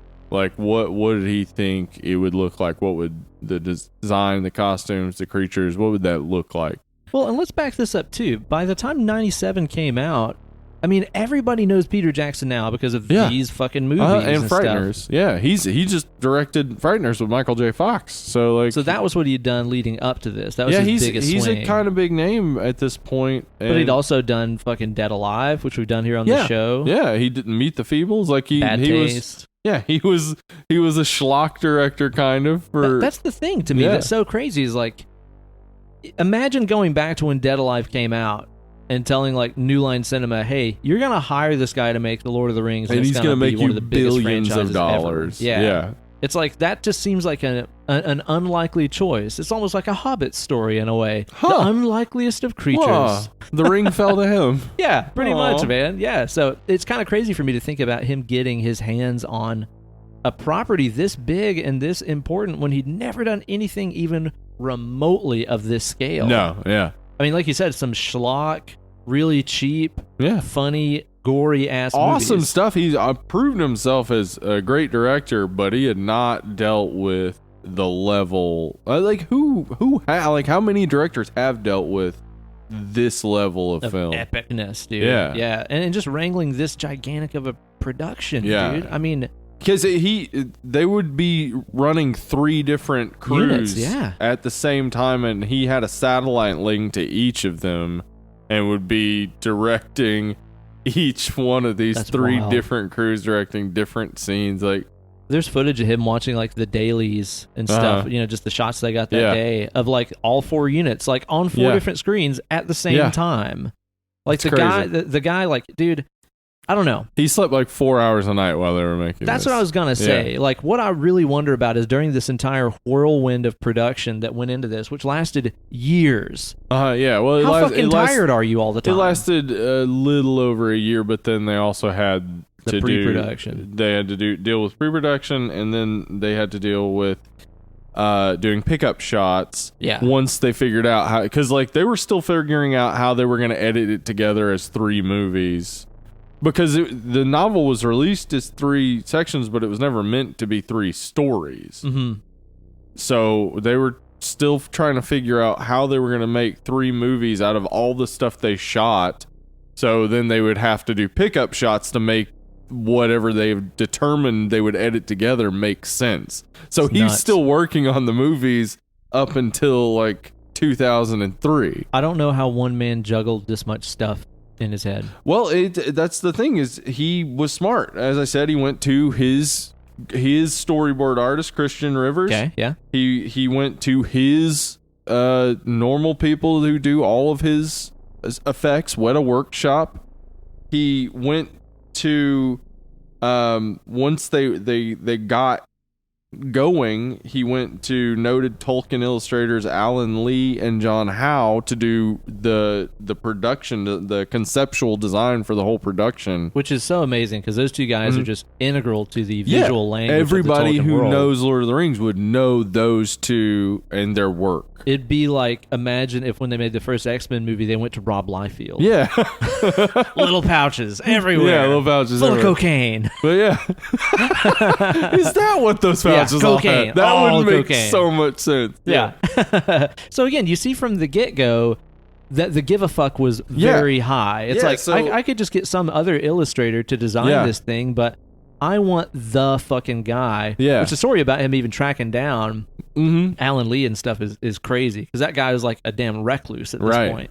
Yeah, these I mean, they're artists. These are guys that weren't easily found in the public eye and stuff. But the idea was he wanted to go with people he knew and trusted, and that the Lord of the Rings fandom knew and trusted. That's what I was gonna say. Is like, the fans already love these guys that were working on this movie from the ground up. So if you get then Alan Lee to design the Minas Tirith. Oh my God, dude. And it's gonna look like people think of Minas Tirith. Yeah. Well, and Peter Jackson talked about how like a lot of the designs and stuff for some of the castles and towers and things like this. Yeah. Were just like based on Alan Lee illustrations that we'd seen back in the day, and it might have just been like a partial, like here's just the doors of this. So you bring in Alan Lee and say, okay, so what's the rest of it look like? Yeah, and then it's so cool because then for Alan Lee, it's like, can you imagine being that guy that illustrated one of the some of the images that people associate with one of the most beloved fantasy trilogies of all time? Yeah, and then you get to see your shit come to life. Dude, that's so cool. I mean, to make it real. You could have he probably never thought that would happen. Oh, yeah. He's weird as shit, too. Did you see the interviews with him? No. There's a bunch of stuff with him on, like, the extra features and stuff, and he is weird as fuck. And then John Howe, the other illustrator, the thing about him is that he's not only, like, an artist known for illustrating Tolkien, but he's also an armor expert. And so almost all of the armor design is him. And it's designed to be like real armor, real to functional look the way, shit. to be functional, to be wearable. I mean, most of it's made of plastic or light fibers and stuff, so that people can wear it. But it's made to look like steel, and things. The one major difference between John Howe and Tolkien is that Tolkien was looking at setting this more in the early Middle Ages. So it would be more scale and chainmail armor. Oh, okay, yeah. But the thing about the chainmail armor is that apparently the people who had to link together these tiny little plastic links to make all the chainmail armor for the whole production, they ended up rubbing off their thumbprints. Good Lord. Because it's just these tiny little rings. Tiny rings. They have to be fucking glued together by hand. They showed some of that in some of the making of stuff too, where it was these two fucking guys in this little room with this machine that extruded these plastic rings. And it's like, it's not like it comes out as a full sheet. Right. Like they had to individually stitch every one of these fucking things together with like glue. Yeah. John Rhys Davies said that like, I think one of the armorers told him that his entire costume piece that he wore was like 80,000 fucking rings. Holy fuck. That they had to individually loop together. So you see why John Howe went with plate armor. Because it's easier. A little easier to work with. Like if you were doing that the entire time for everybody's armor, I mean, the scale armor would have been easier. I mean, they could have maybe done scale armor, but the expectation if you have scale armor is you're going to see more chainmail as well. So just go full plate. Like John Howe just made a smart budgetary and time decision. Yeah. But that is one complaint about the armor I've seen in this is that that's not how Tolkien wrote it. But it was a smart budgetary and time decision. Yeah, totally. Yeah. Well, it's crazy too because like again, when you watch the making of stuff and they're talking to those two armorers that did all the chain mail, it's like you would think that they would be talking to them and they'd be like, yeah, fuck this whole production. It was the worst thing I've ever done in my life. No. I got arthritis. Like I went cross-eyed. Mm-hmm. No, it is seriously like when you listen to Scatman Crothers talk about working on The Shining and just what an honor it was, and he's like about to break into tears. Even these guys that linked together millions, literally millions of tiny plastic rings. Yeah. All alone. Two guys in this little fucking box doing this for years, wearing off their fucking fingerprints. They were like, it was the best experience of my life. I'd do it again in a heartbeat. Because they're making something they love. I mean, it's just shown over and over and over with each of the people involved in this is that they loved the thing before they got there. Right. They wanted to make the best possible product. And then they got into an environment where it was like, oh, that's what everybody's doing? So they're just having a ball. They're really enjoying themselves. Well, there had to be that real synergy going on where it's just like the actors cared, the directors cared, the production team cared, where it's just like everybody's got to be feeding off that energy. It's almost got to be like when you're in a really good band and the whole band is vibing because everybody's so stoked about what you're making. It's like, oh my gosh, we're all good at this and we like it. Yeah, totally. So it had to be a lot of synergy and stuff working on the set. And dude, on the subject of the armor and stuff like that you're talking about, it's so amazing to me to see the level of detail that went into everything and the level of thought that went into how all the characters are outfitted and armored, and even how the different cultures' armor and outfits and stuff look compared to some other race or whatever. Yeah. Like, did you notice the Uruk-hai don't have any back plates on their armor because they would never run away? Oh, I did not notice that, and that's awesome. Yeah, they've got front-facing plate, and that's it. Yeah, no back armor or anything like that. Really cool. And they were even talking about like the fucking stitching on Strider's cloak and stuff. How it's like they want it to look like something that once was really nice, that was maybe gifted to him, but then he's worn and wore it for miles and miles and miles. So it's had to start to be stitched and frayed and blah. Blah. Yeah, I know that Viggo Mortensen was like, he was very involved in his costume. He would rub mud on it himself, like the way he thought it would have mud on it. Wow. The crew apparently loved Viggo Mortensen because he was like way into it. He would take his sword with him everywhere. Yeah, he got really into character. Yeah, he would just go fishing because that's what Strider would do. That's really? That's what Aragorn would do. He'd just go fishing, so he'd just go fishing. Oh, that's so cool, man. Viggo seems like a real hunk. Yeah. Yeah, that guy, he's a good-looking dude. Smart guy. He's got a big hog on him. I bet so, yeah. Multilingual. Oh, wait, I have seen his dick in Eastern Promises. That's right. Yeah, I was going to say, I think it's in that movie or History of Violence or something. Yeah, he's always it's Eastern Promises where he has the fight in the spa, or the banya. Yeah. So he's a real catch is what I'm saying, ladies. Yeah. And gentlemen. Or whoever's down. Robots. Yeah. Viggo Morgenstein, as Mac on Always Sunny calls him. Is that so? Yeah. What do you think? Is it about time to crack open another code one? Yeah, man. We polished off that sculp and it didn't put up much of a fight. It really didn't, honestly. This thing right here, though. That sculpin, it's like, after you get over the initial bitter taste, it's just super sippable. It's nice, right? Yeah. Yeah. And again, it's one of those that you can get a 6-pack for $10, so you don't really sweat it if you crush a few of them in a night. Now, this guy right here, though, this is going to resist us a little bit. Oh, yeah. This is a strong boy. I introduced you to this one over at Merchants of Beer the other day. Yeah, and I'm glad we're getting to have it on the podcast because this is so interesting. This is some wild shit. So this is the Untitled Art Dragon Fruit Sour IPA. And Untitled Art, I don't think we've ever done any of this stuff on the show, but we had one. We have had them, but I don't know if we did it on the show. With Lindsay, we had one there, and it was that pineapple turpin. Yeah, you didn't like it. I hated it. Yeah, Lindsay and I liked it, but it was very. Those terpenes were fucking. It was just like drinking pine sol to me. It was terrible. It was very piney. Like it was one of the only beers that I've never finished. Where I was like, I just can't even finish this. So I was kind of skeptical to try this out, but I actually happened to be at the bar like a week or two ago, and a guy ordered a couple of these, and it's a friend of mine that I know down there, and his girlfriend absolutely hated it, could not stand it. Yeah, and he's like, "Do you want hers? She's totally not gonna drink it." And I was like, "Yeah, I'll have that." So this is their Dragon Fruit Sour IPA, and dude, this thing is wild. I know, dude.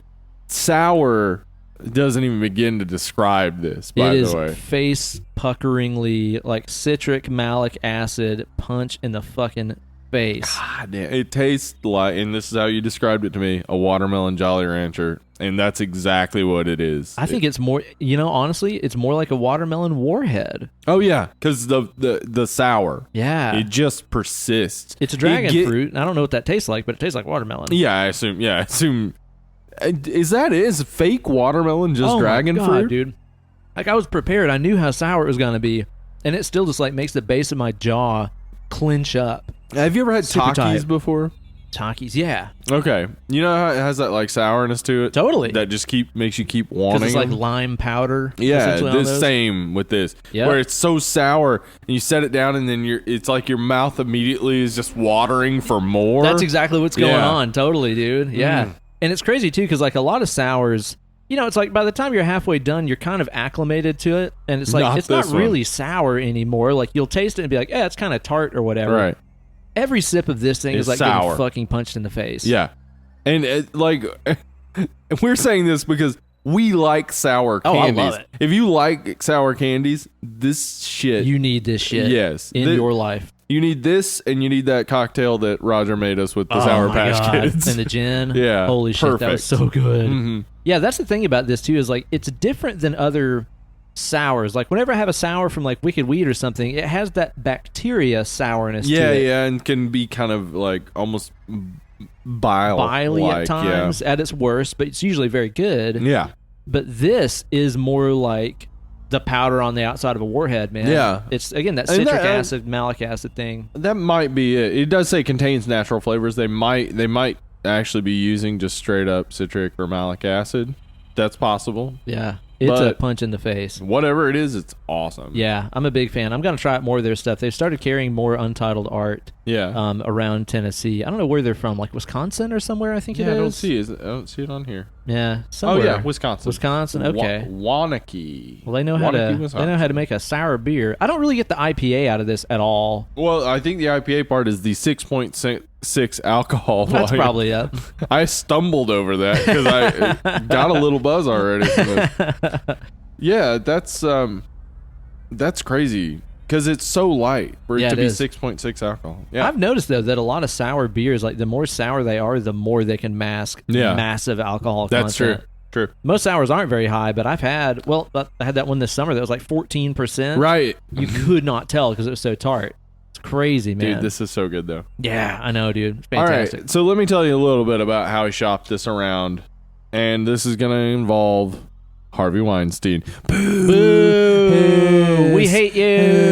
Did you say this is funny that we're talking about this today because it's just like yesterday maybe that he showed up at court with a walker, like I guess trying I'm to look old like and he's old, feeble. but then like somebody had taken pictures of him earlier at Target just walking around. No way. Yeah. What a fucking dummy. I hope that guy fucking gets buried Yeah. under the jail. Yeah, fuck him. Fuck you. So they took it to Harvey Weinstein, and Harvey was, trying to work it out. He thought it was a good idea. Basically, the idea they had was they wanted to make 3 movies. They wanted to make The Hobbit and then make Lord of the Rings into 2 movies. So The Hobbit was the first plan. Yeah, well, Really? yeah, that was early on, but it got kind of lost pretty early where Harvey was basically just like, look, you're going to do better trying to sell just Lord of the Rings.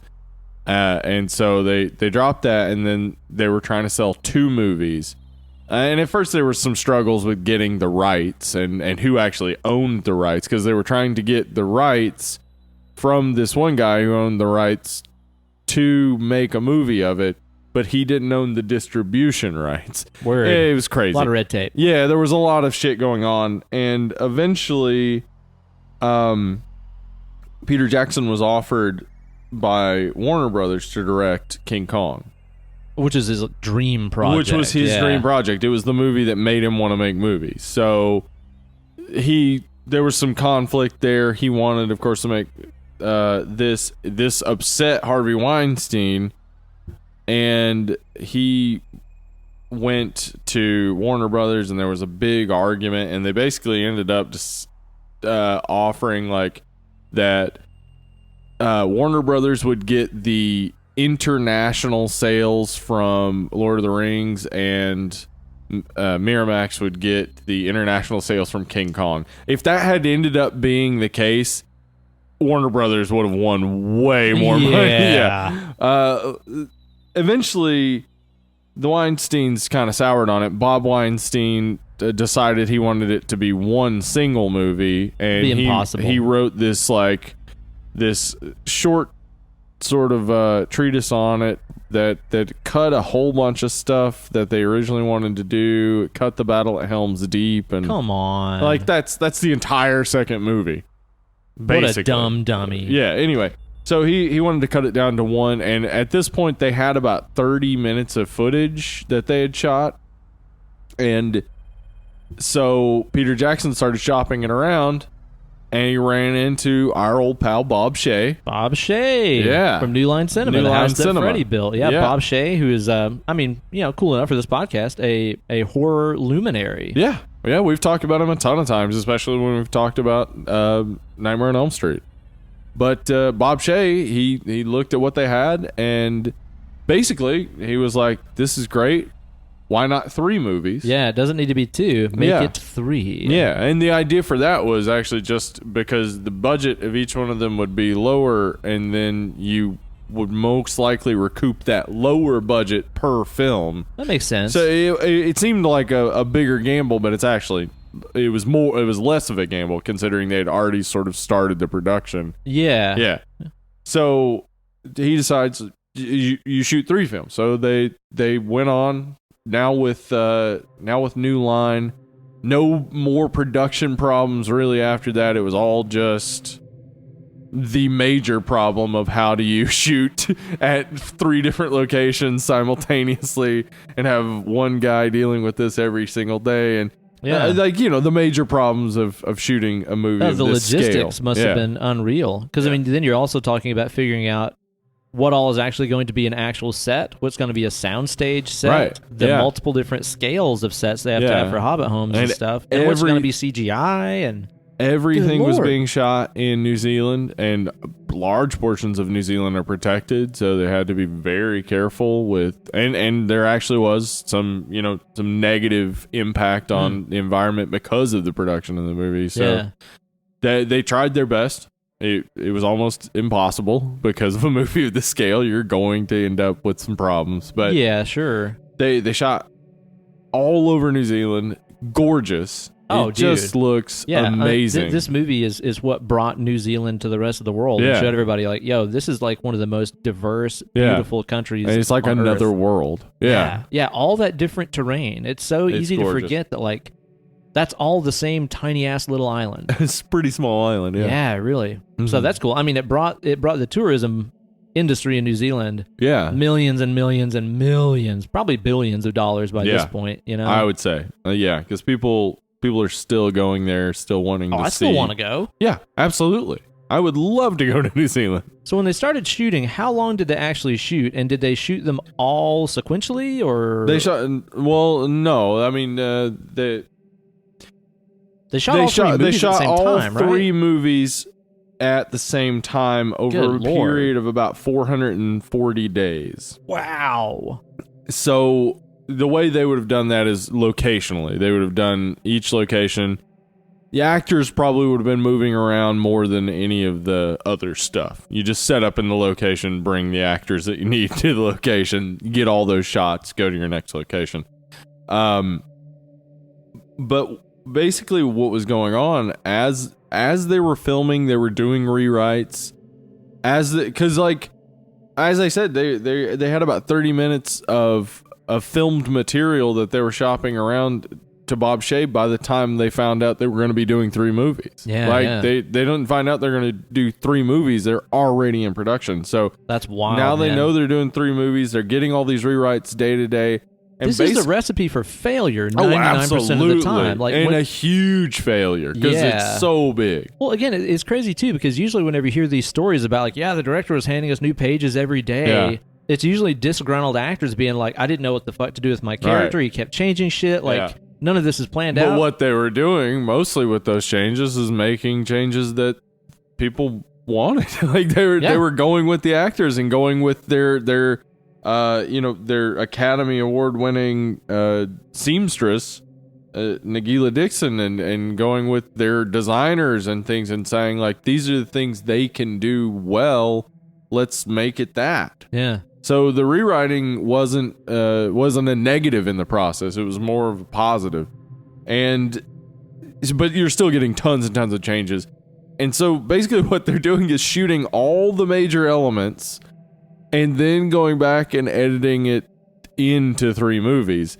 So that meant tons and tons of reshoots and other shots to just sort of make what they've thrown together make sense. Yeah, because you can't just like drop the story in the middle of it. Like the end of part 1 and the end of part 2 all have to have some kind of a period at the end of the sentence. You got to end with a big battle or whatever. Yeah, because again, Tolkien just wrote it as one book, and it was released as 3 separate chunks. Yeah. But it was one book, so there was no real story in the middle. The middle is not a beginning, middle, and end ever. It's always just middle. Yeah. So to turn, because it's history. Yeah, to turn Two Towers into a movie was hard. No doubt, man. Yeah. No doubt. But wow. Honestly, though, whenever you say they shot for, what'd you say, 440 days? For about 440 days, yeah. I mean, in terms of like shooting schedules, that is a fucking long time. Yes, it is. It's a long time to have people and to be able to like work on like making things at least easy on yourself in the edit and making it so that in the future you don't have to go back and get so many shots because you thought of it ahead of time. Sure. Like, so they definitely got a lot, but they were still working on it through 2003. But then too, when you talk about shooting that long, it's like, wow, that's a ton of footage. But then you're like, they managed to get 3, minimum 3.5 hour long movies. Right. Over 10, 11 hours worth of movie footage. Not even speaking of what got left on the cutting room floor. The extended edition, I think, totals at 11 hours and 50 minutes or something like that. Lord, man. And I think I heard somewhere that like the original cut of this movie was even longer. It was like fucking there's 5 even hours. more than, yes. I would watch that. I would too. Give me that cut. Give me that, yeah. I'll sit there and watch all fucking 5 hours of it. No problem, man. I was trying to, I wanted to watch the non-extended edition and didn't get a chance. I watched the extended edition 2.5 times before we got into this. If you're going to watch it, you just got to watch the extended edition. Yeah. But I wanted to see what the difference is. And there's some things that are obvious, like all of the scenes with Galadriel and stuff that are, her giving them the gifts and things that wasn't in the non-extended edition, right? Though it seems like some of it should have been, There's probably a lot of just kind of like downtime fuckery with Merry and Pippin. That's just it's not really. And story with the essential. Hobbits early on, actually, a lot of the extended part are the early parts. It kind of flows pretty much the same once you get into the out second of the act. Shire. Yeah, well, that's the thing that's crazy about this is like. Again, going back to that no compromises approach that I was talking about that they took with this, like the movie starts, there's this 8.5 minute recap that is narrated by Galadriel, which it's like, if you just watch the commercials for this and you're not like a Tolkien guy, you go to watch this and you're like, oh, it's a movie about Elijah Wood. And it's like, who's this lady talking? Who's this? And it's like 8 minutes, 45 seconds or something like that of recap of the Great War and all that kind of shit with the big fight with Sauron. And dude, Sauron's armor and that opening battle and shit. So cool. Oh my God. I always thought that Sauron was a full CGI creature. No, that's a dude. That's a dude. Yeah, they built that what's his armor. Name? Sala Baker. Is he a tall man? He's a big guy, yeah. Serial crusher even. Oh my God, dude. Absolutely unreal. And again, the detail and stuff in that armor. Yeah. Absolutely phenomenal. So awesome. Although I got to question his choice to go into battle wearing his ring on the outside of the armor. Questionable choice. That is a questionable choice. I mean, I don't know jewelry is meant a ton. Does he exist as a singular entity? Like, I don't know any of the lore or the mythology. Honestly, I'm trying to remember if he had like a corporeal body or if he was just basically the ring, manifesting itself in a suit of armor. Right. I don't clearly remember. Yeah. I don't know. Anyway, but it looks fucking awesome. Oh man, we're treated to that amazing opening battle sequence, and then after that, then you finally get into the Shire. Yeah. You're in the Shire for 45 minutes of this movie. Yeah. In the extended edition. Yeah. In the non-extended edition, it's a bit shorter. There's a lot more party scene, a lot more smoking weed. I know Tolkien was probably just referring to tobacco, right? But every time they say weed, like I'm like, that is what it seems like they're doing, because tobacco doesn't make you that chill. No. Well, they do talk in the book a bit more about how like, it makes them feel relaxed and giddy and silly and yada yada. It sounds like they're smoking some of that old sticky icky. Dude, I want to get me some of that old Toby. A little bit of long bottom leaf. I went to Leafly. Do you know Leafly? Leafly is it's like a marijuana compendium. That basically, it's like when somebody tells you what a strain name is, go to Leafly. It'll tell you what that strain is. A lot of times people are lying about the strain, but Old Toby is an actual strain of weed. And when I read about it, I was like, that's what I want. It was like basically like you feel creative and happy. Yeah. It's like, yes. Cool. That's the thing I like. Get in me, Toby. Get in me, Toby. Get in me, dude. I want some of that fucking long bottom leaf too. What's up with it? No doubt, man. Got to find out about it. It's the finest in the South Farthing. So they say. So they say. Yeah.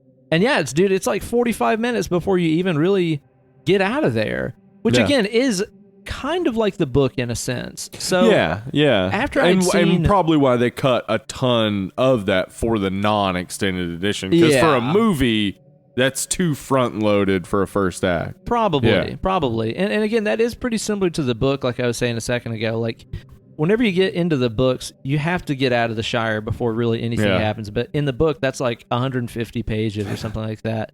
So after I had like been in love with this trilogy of movies for like years and years and years, that's when Kate and I started our whole thing where, anytime I'm driving the car, she's riding in the passenger seat, maybe I'm washing dishes or whatever. Reading to each other. Exactly. Reading in books. She'll do me a read. Do you a read? Yeah. Let a man dance you. Let a woman read you.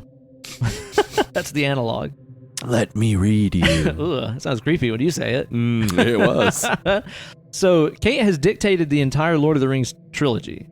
Okay. She's read the entire book aloud. That's insane. Yeah, that's a lot of book. That's a lot of read. That's a whole lot of book.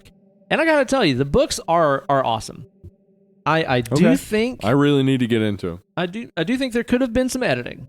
But Tolkien apparently was just like, I refuse to have anybody edit this. This is history. Yeah, that's how he was making it. Yeah, exactly. You don't go through and edit stuff out of the history book. Yeah, and that's what Peter Jackson insisted on when he was trying to sell the movie. It's like, this has to look like, this is not a fantastical realm. It's a historical, like, replication of the story being told. Because that's what Tolkien was going for. Right. This is the history of Middle Earth. Right, yeah. And that's the thing is, like, his angle, too, is that, Britain doesn't really have any mythology of its own. Even stuff like King Arthur and all that is very heavily borrowed from French lore and stuff like that. Like, he was like, I need to create a mythology. Wait, white people been stealing mythology even? No. What? Impossible. It's first time in history. Only time.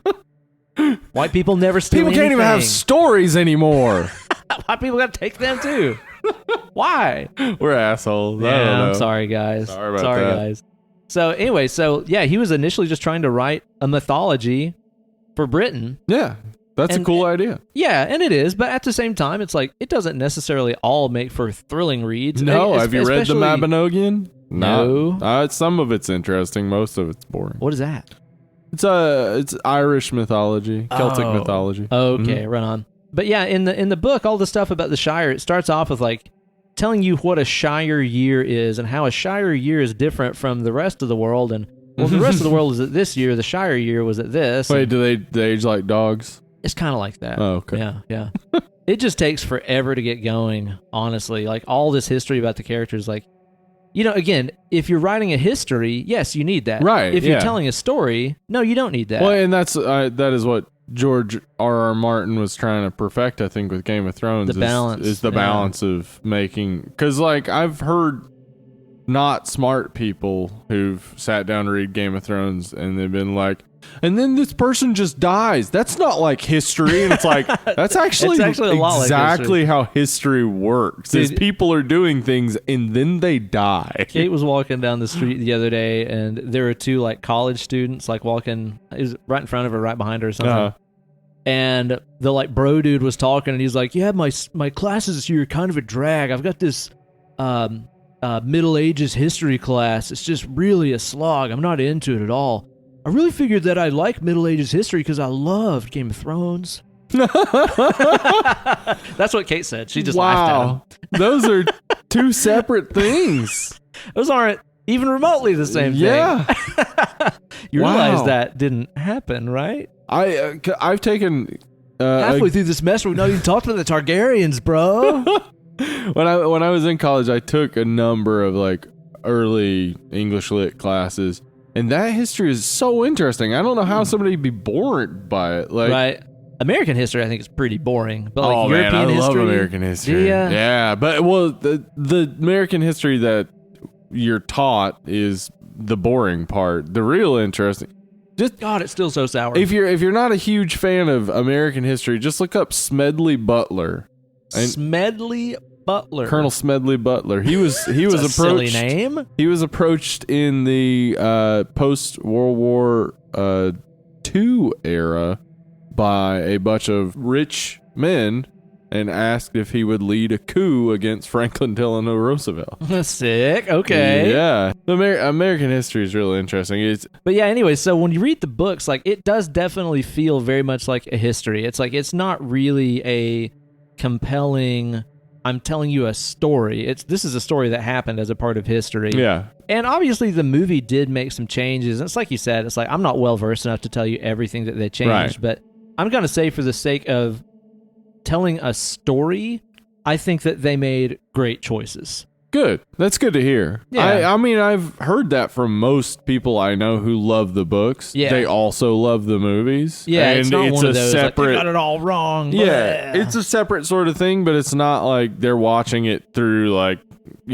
gritted teeth. Like, I can't believe they did that. Right. They're really enjoying the movies as much as they enjoy the books, but they're separate experiences, of course. Yeah, totally. And some of the things that they changed too is like Arwen is a much bigger character in the movie than she was in the book. She didn't have all that much to do, and I'm so glad they expanded her character. Yeah, well, they got Liv Tyler, and she was Good start. Yeah, she was kind of their big Hollywood star on the film. Like if Right. you look at it at that time, she's the only major star Aerosmith's daughter, dude. from Hollywood. I mean, Christopher Lee and Ian McKellen, John Rhys Davies, Veteran like screen they're actors. veterans, but they're English.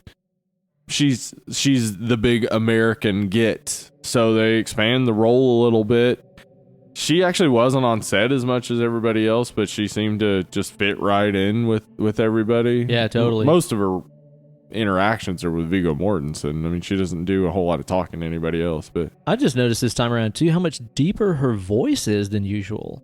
right, yeah, she's going for some like real sultry, but like Like wise, mystical and wise. Yeah. Like if you think about her voice in like Empire Records and Right. stuff like that, like her voice is much, much, much higher Yeah. than it is in these. For some reason, I don't know. I mean, it's a cool choice that she did, but Yeah. she sounds way different in Yeah, this. she does. I'm okay with that. Yeah, and I like what they did because I like the character. I like the strong female character they gave, because I know that in the books, like basically Frodo has to get away from the ring wraiths by himself after a certain point, and like he's the one who's at the river when they're about to cross, and then it's Elrond and Gandalf that make the river. The water horse thing. Yeah. Yeah. I think it flows so much better to have Arwen do it. Oh, totally. Yeah. Absolutely so. Yeah, so there are definitely a lot of changes from the book, but I don't really see anybody bitching. I mean, it's like Yeah. there's always things whenever a book is translated into a movie where hardcore fans of the book absolutely hate the movie. I mean, fucking Stephen King hated The Shining, for God's sakes. Right. Yeah, it's not.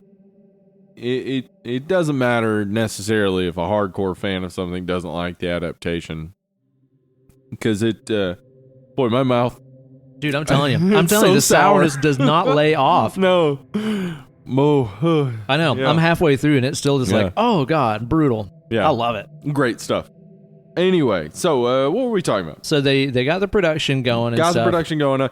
So they're casting as they're making stuff, basically. That's unreal. Elijah Wood was the first cast. He was up against some others. There were like a lot of people, but Elijah Wood was kind of the one who won the role pretty quickly, because he was a big fan of the books, and he sent Peter Jackson like a tape of him in costume as Frodo. Oh, wow. And, like he was way into it. In his little short pants. Mm-hmm. That's cool. They also considered Jake Gyllenhaal, which could have worked maybe. Could have I like worked, Jake I guess. Gyllenhaal, yeah. Yeah, I think that... Especially I think the that- darker moments he could have probably done really well. Yeah, that's true. Yeah. Like Elijah Wood, I like that he has just such a youthful innocence Yeah, about him. it's kinda It works childlike. perfectly for Yeah. the first part of the story. Yeah. Yeah, you're right. As it got darker, I could have seen Gyllenhaal doing just fine with that, Uh-huh. honestly. That would have worked okay. Ian McKellen was cast pretty early on. They also considered Sean Connery. Can you imagine? I just want you to No imagine way. this movie with Sean Connery as Gandalf. pass. Fly, you fools. Speak the word of friend. Oh Yeah, my I god, just can't dude. see him doing it. No, But no. they also approached Patrick Stewart, who didn't like the script at the time. What? But this, again, as I was saying, everything was changing. They were casting people as they were shooting. It The could have script- worked. Yeah. It could have worked. Patrick with him. Stewart could have worked for sure, I think. But it, you know. But dude, I mean, he's got such a great voice, but Yeah, Ian McKellen. Ian McKellen's voice is just so fucking perfect, man. Yeah. And he's got that like tall, stretched out, like sinewy look about him that I think suits Gandalf better. Like Patrick Stewart, I think is more just a normal build kind of guy. Yeah, he is. Yeah. Ian McKellen has that more he's wizardly kind of body much more to him. wizardly looking, yeah. Yeah. So I think that ended up working out just fine. He had just gotten the role of Magneto and just shot the first X-Men whenever they got him for this. That's so weird for me because I think of X-Men as being like way older than Lord of the Rings. Maybe just because this has aged a lot better. Yeah, X-Men was 98, Something like that, yeah. Yeah.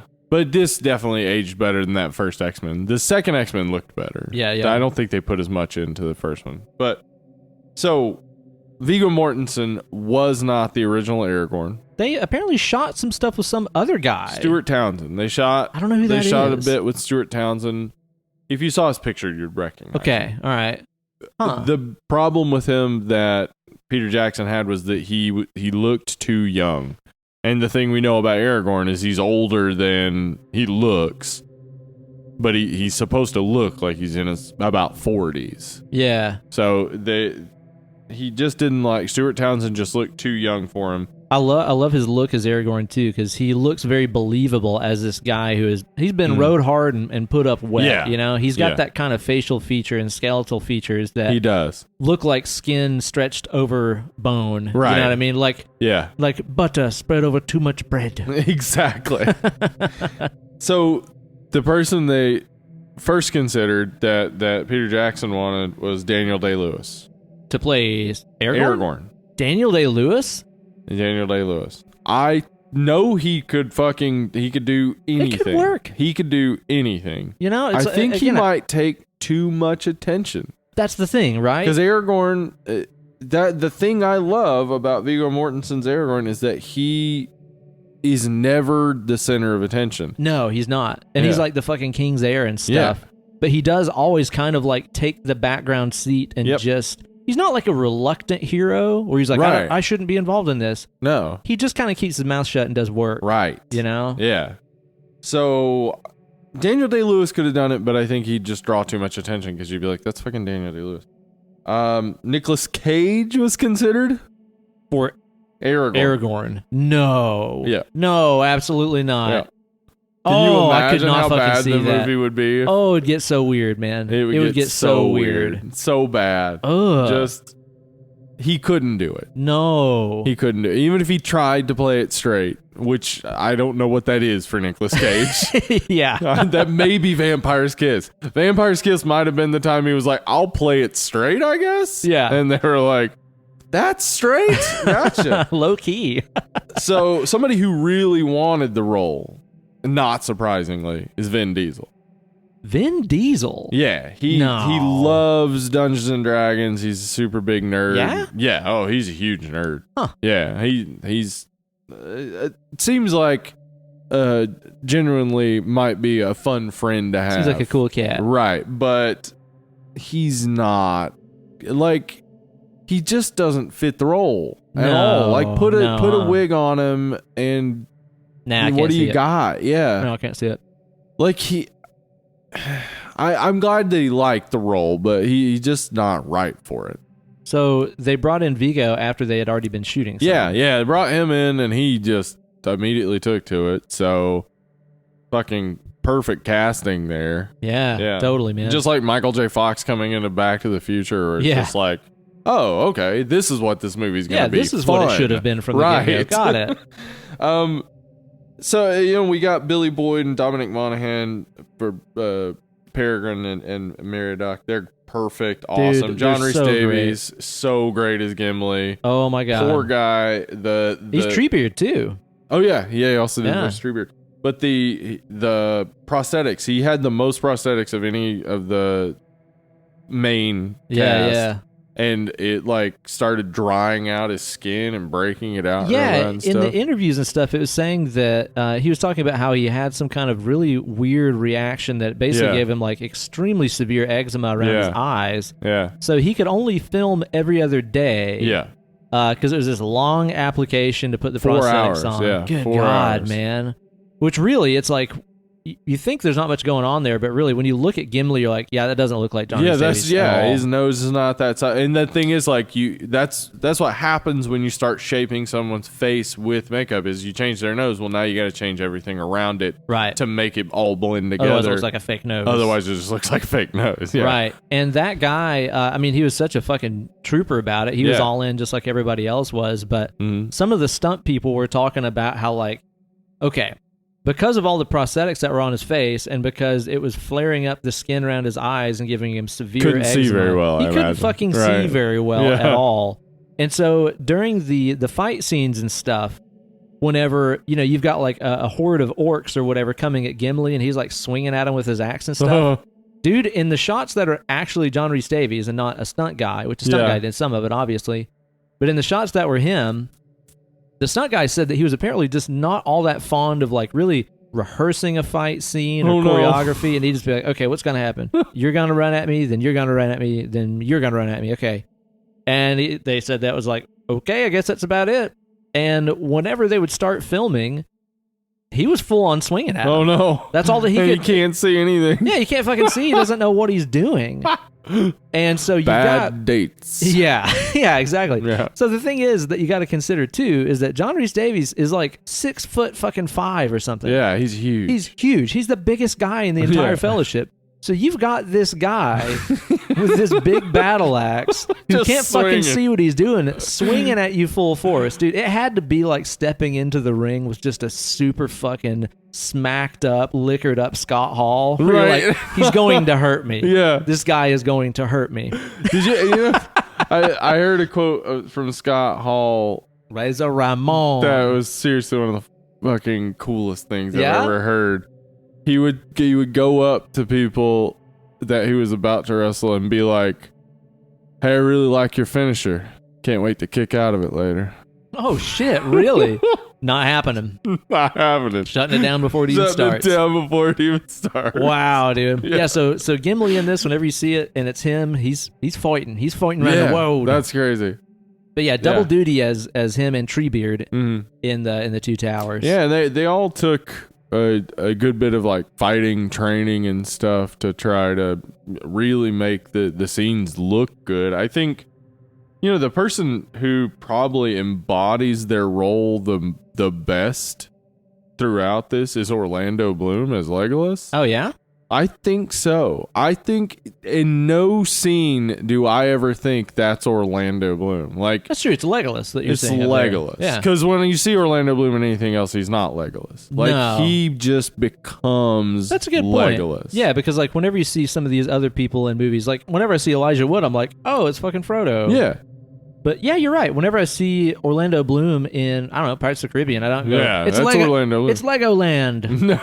Legoland. Legoland. He no, it's really Orlando just Bloom. gets into that elf mind state and just becomes that sort of like passive observer, I would maybe call him. Like Yeah. he's always taking in everything, And but always he's very confident Yeah. and in control, for Yeah. sure. Yeah. He always, I think internally thinks he's kind of a cut above everybody that he's around. Oh yeah, And he is. And he is. Yeah. Like I mean, him and Gimli, especially Oh my God, in dude. the second part, like really become like Dude, those two, by the time you reach awesome. the third movie, are just Yeah. like name a more iconic duo. yeah, you know? so great. Oh my God. When they have Nobody the tosses drink- a dwarf, and Yeah. then later on, Yeah. he's like, toss me. Yeah. When they have that drinking contest. Oh, That's I yeah. think maybe only in the extended edition, but like they've had a whole bunch and like Gimli passes out and he's like, I think I'm I beginning feel feeling it. something. Yeah. Yeah. Oh, it's so good. You know, one thing that I did notice this time around, as far as like Legoland's role goes, He doesn't really have a lot going on No, in he the doesn't first do. one. He doesn't do much in the first I one. mean, he shows up like He's halfway huge through in the the second movie. one, but in the first one, not much. Yeah. No, and he was apparently like, I think 2 weeks away from finishing acting school when he got this role. Wow. Yeah, like this motherfucker was still in school and landed this role and just like shipped away and moved away from his family and went to New Fucking Zealand nailed for over a year to do this Damn. stuff. Way to go, Orlando Bloom. Yeah, I don't think I really realized like this is his big break. Yeah, Like he wasn't anybody before this. I mean, I didn't think about that with a lot of these people. Like Viggo Mortensen, he wasn't huge before this. Right. He became Viggo Mortensen. Like, I mean, of course, Ian McKellen, we already knew. Ian McKellen been around forever. Christopher Lee, he was huge as Dracula. Like, we knew Christopher Lee. Yeah. But yeah, some of these guys, John Rhys Davies, of course, was already around too. But we knew some of these guys. But a lot of these people are coming in, and this is the first thing anybody knows them from. Like Dominic Monaghan, for instance. Like, Yeah, he put would him on the map. Yeah, he'd go on to have a much bigger career, but before this, I can't think of anything he was in. Yeah. No, me neither. Yeah, Sean Christopher Bean. Lee was such a real asset to this Christopher movie too, Lee, yeah. because he was the resident Tolkien scholar. He on reads board. the books every year. He reads Yeah. them at least once a year. Huge fan. I read that he met Tolkien once. Right. Apparently he was hanging out with some buddies at a pub that some of his buddies knew Tolkien, and Tolkien came walking in. This is 1958. Good Lord. And Christopher Lee didn't even know Tolkien was still alive. Yeah. But this guy comes walking in, and the people at his table are like, Mr. Tolkien, Mr. Tolkien. He comes over. They start drinking and all having a good time. And Christopher Lee goes to talk to Mr. J.R.R. Tolkien, and he's just like... Just starstruck. Yeah, can't talk to Dude. him. At that That's time, like, he amazing. was already acting, but this is Tolkien. This is the book he reads, the books he reads every single year. Just this guy sitting right next to him having a beer. Yeah, so he was on set a lot of times too to be such a historian and Yeah. authority on the Yeah. material where he would sit there and tell Peter Jackson, no, Yeah. this character would be more like this, Yeah. or that's not really the right look for this. And It should like this instead. He actually didn't get to work a lot with other people at all. Like a lot of his scenes, if you notice, he's by himself. I guess so. Delivering sort of a monologue. So he does get to work, with Ian McKellen a little bit, and with what's his name? Wormtongue. Oh yeah, Grima, fucking damn Chucky. Brad Dourif. Brad Dourif. Yeah. He does get to work with them a little bit, but a lot of his stuff is alone. He was apparently quite mad about the way that Saruman dies at the end of the trilogy. Which again is one of those changes from the book that I'm okay with. Like, Yeah, do you know I'm about the fine with ending it. of the book? No, I don't. Okay, so like after you have all this giant hullabaloo, Mount Doom, Gollum falls into the lava and stuff. Which There's- is a perfect ending. Perfect. Yeah, Yeah. exactly. Then, everybody heals up and recovers and blah, blah, blah.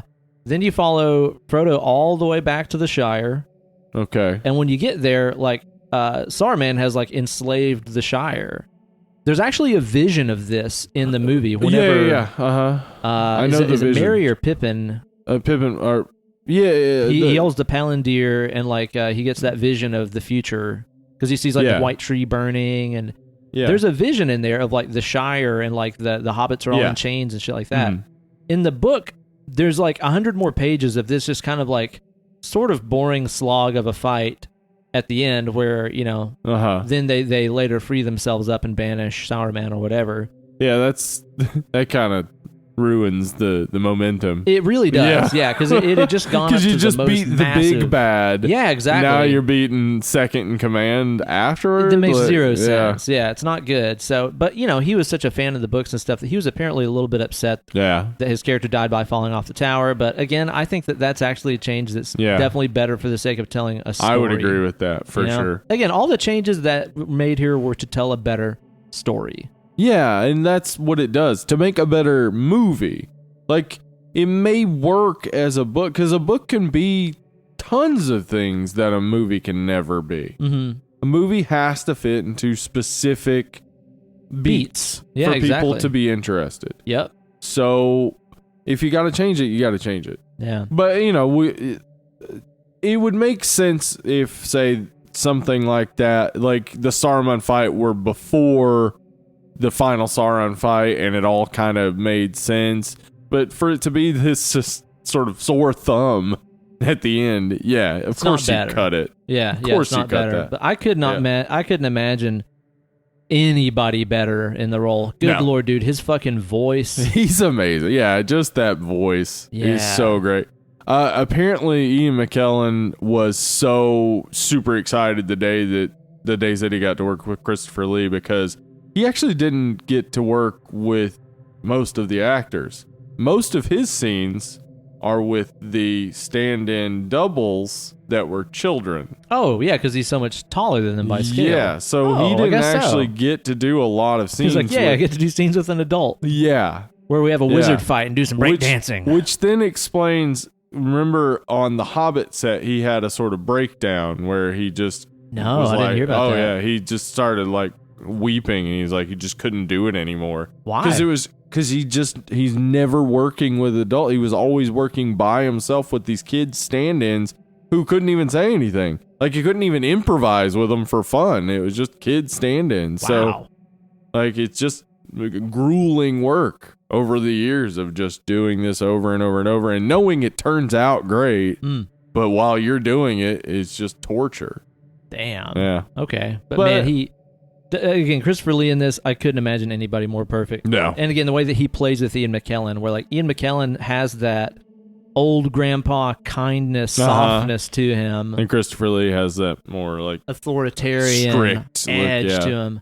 Fuck, dude. And his castle is sick as shit. It really is. Oh, yeah. Looks so badass, man. Who else have we got? Well, we got Kate Blanchett, man. She's fucking amazing. And again, dude, the fact that her narration starts the entire story, I think just like every time I watch it, I like that even more. Me too. It puts you in the perspective that, I mean, the elves, being immortal and so on like they are, it's like they don't really have a piece of this story. Like it doesn't matter to them. Yeah, to them it's just something they're observing. Yeah. Just like they've observed tons of other things. Yeah. And that's how I feel about it whenever you have her opening narration, where it's just like, well, she's just telling the story because she was there. And even though these things might have happened hundreds or thousands of years ago, she's still here. True. And she is the most objective observer. Like exactly. she's able to withstand the power of the ring while imagining exactly what would happen if she had it. Yeah. Like she's able to play the entirety of it out and then objectively go, that would be bad and not do it. Yeah. Good idea, bad idea. Yeah. Yeah, so, dude. yeah, having her be the like storyteller in this case works perfectly, because then we're being told like, okay, so this is objective. Yeah. This is really how both sides would look. Now, we do know just from reading tales of war throughout history that there's no way that this would be the objective truth. Like there's definitely some skew as to how evil the bad is and how good the good is. Always. That's how histories work. And that's something Tolkien would have like sewn into it. The idea that like, do the Uruk-hai even exist, or is this just an elite, like just say for instance, like when they were fighting, when the Romans would fight the Germans, they would like they would characterize them as animals and stuff to make the soldiers feel like, first off, dehumanized them. First off, I can't let my guard down around them because they're inhuman. And second off, I have to kill them because they will take over the world. Yeah, and I can kill them with a clear conscience because they've been dehumanized in my eyes. So I mean, that's classic war propaganda stuff. Yeah, this history would be the same. I mean, it would be no different. That's true. Yeah, that's true. Yeah, it's like maybe, like you said, maybe the Uruk-hai weren't necessarily. Yeah, maybe they were just elite fighters that Saruman had. But the tale is they're birthed from the dirt and blah, blah, blah. Yeah, exactly. War propaganda and the Lord of the Rings. Exactly. A book by Stephen Spratling. What? I've gotten into academia. I love, though, that they got Kate Blanchett and Hugo Weaving to play some of the most important elves, because they themselves have like such, like larger than normal for human features. Yeah, dude. Yeah. Yeah, it's like they all have an elven look about They them. made a good choice. Lee Pace was a great choice in The Hobbit too. Every time I look at Lee Pace, I'm like, that guy looks like an elf. Looks like a damn elf for sure, man. Yeah, Cate Blanchett. I love everything about her performance in this. Man. She's awesome. She has just that strength and wisdom, but also something a little bit shady going on. Yeah, you're not sure what she's up to. Yeah, she's got those shining powers. She like do. ice cream, Frodo. She says. She calls him Doc a whole bunch. Yeah, exactly. Yeah. Oh man, so fucking cool. Gimli's like, how'd you know we called him Doc? Dude, Gimli just so falls in love with her. He does. Too. That's okay. So that scene, I'm surprised that a lot of that was cut from the full edition because it seems to be real integral for understanding stuff that happens in the second and third movie. Like, what is that rope that Samwise is carrying? I know, right? It's just like, oh, it's elven rope. That's about all that they say. How does what's his name? Fuck. Which one? Orlando Bloom. Yeah, Legolas. Legolas. How does Legolas immediately recognize that belt as little brooch belonging thing? to the Hobbit? The brooch thing, because it doesn't look like something the Hobbits wear. Right. Oh, because they got it They all from got it her. together. Yeah, we all saw that, but we didn't see it in the non-extended edition. Yep. And I feel and he's got the little what's it called? It's like the light of the star. That's Yeah, that little water the thing he's star, got that he fights the Shelob with. Mm-hmm. Again, that had to come from somewhere. Yeah. So it's maybe when I was looking at it, like the most, because I watched it 2 times and then I got about halfway through, and about halfway through is when they're there, and that's what I was paying real attention. Like, what did they absolutely have to cut, and what could they include?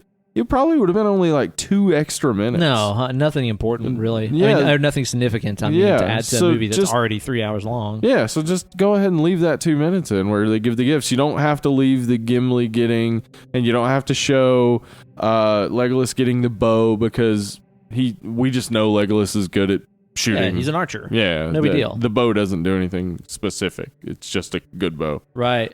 You cut those 2. You show the hobbits all getting their stuff. And it explains a whole bunch of shit that happens. Yeah, it's like a minute more on your movie. Yeah. You know?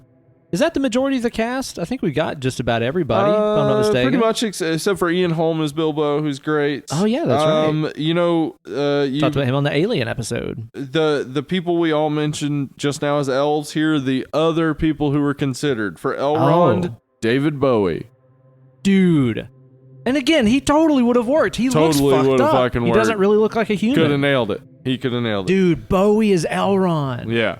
I would have loved to have seen that. It would have been cool. You freaky little hobbits, you.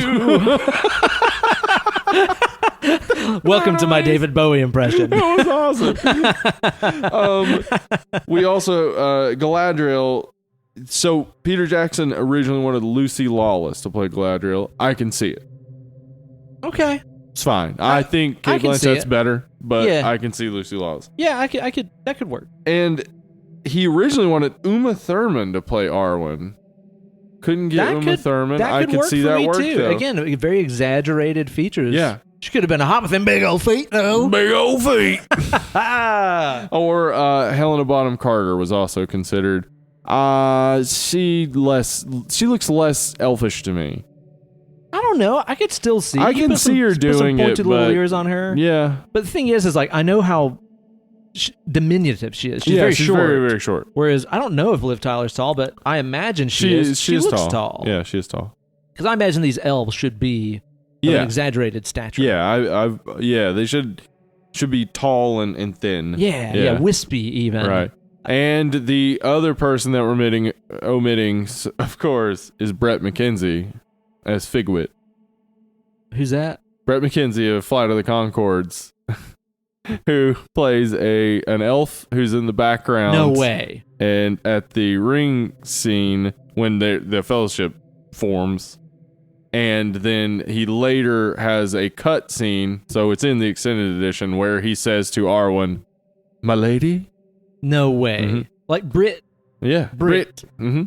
Yeah, they call him Figwit because the early internet, someone said Frodo is great. Who is that? Because he's a handsome man. So this name was created for this character after kind of hype for the movie. Yeah, but I think he has an actual name in the credits, but that is what he's referred to as Figwit. No way. I had no clue. I mean, it makes sense because there's only like 50 people that actually live in New Zealand. Yeah. And he's one of them. Yeah, so he's going to be in there. Jermaine somehow... He's got to be in there somewhere. Must have like flown off for a 3-year period. Yeah.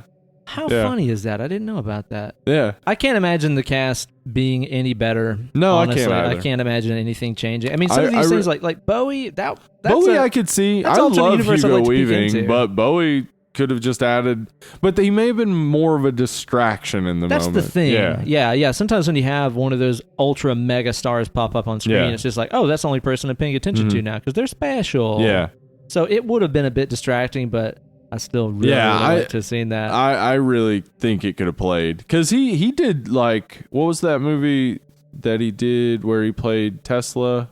Oh, yeah, I know what you're talking about. He did a great job of kind of Prestige. Prestige, right. Yeah. He kind of disappeared into that role. It's true. It wasn't like, oh, that's Bowie. Right. Yeah. I would have liked it better if he was in this, but wearing his Jareth costume. And he just saying his lines, his Jareth lines. Dance, magic dance. And they're just like, oh, okay. You know, the babe with the power. We're looking for a ring of power. Well, I'm looking for a babe with power, so different thing. It was a big cod piece and all the shots. Yeah, he's got to have a cod piece. Tina Turner hair.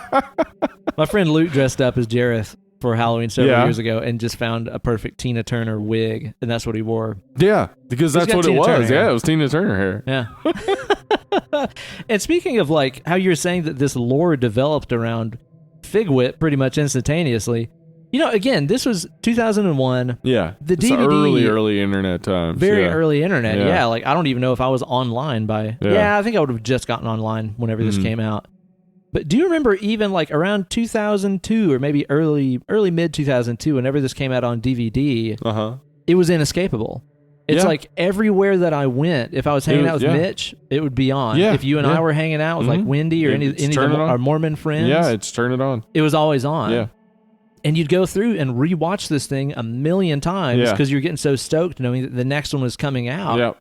And I just remember like Mitch and I getting obsessed about the weirdest, most pointless, trivial things in the movie because we'd seen it so many times. You just start looking for the weird stuff, like the face that one of the Nazgul makes whenever like Frodo's wearing the ring and it's showing the Nazgul as they truly are, and like he stabs Frodo. He makes this weird, like he kind of like scrunches his face up and has his hand held out, like why not stab him? I have never noticed. Yeah, he's like,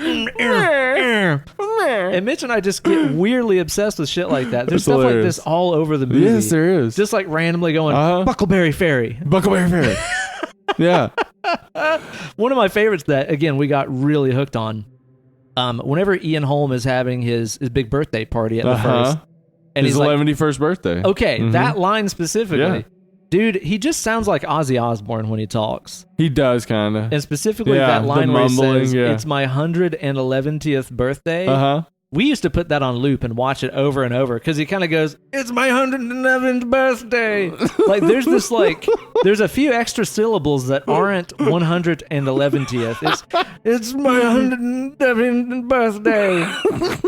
It's fantastic. It just sounds like fucking Ozzy Osbourne. Yeah. Man. But yeah, like whenever this came out on DVD, it's like it lost no momentum from the theaters. No, yeah, everywhere just kept going. You'd go. Yeah, like if you went to Walmart or Best Buy and the TVs were in demo mode. Yeah, they're going to be showing that. Yeah, because that was a great TV demo. Fuck yeah, dude. Yeah, inescapable, man. Just kind of like an instant part of the cultural zeitgeist.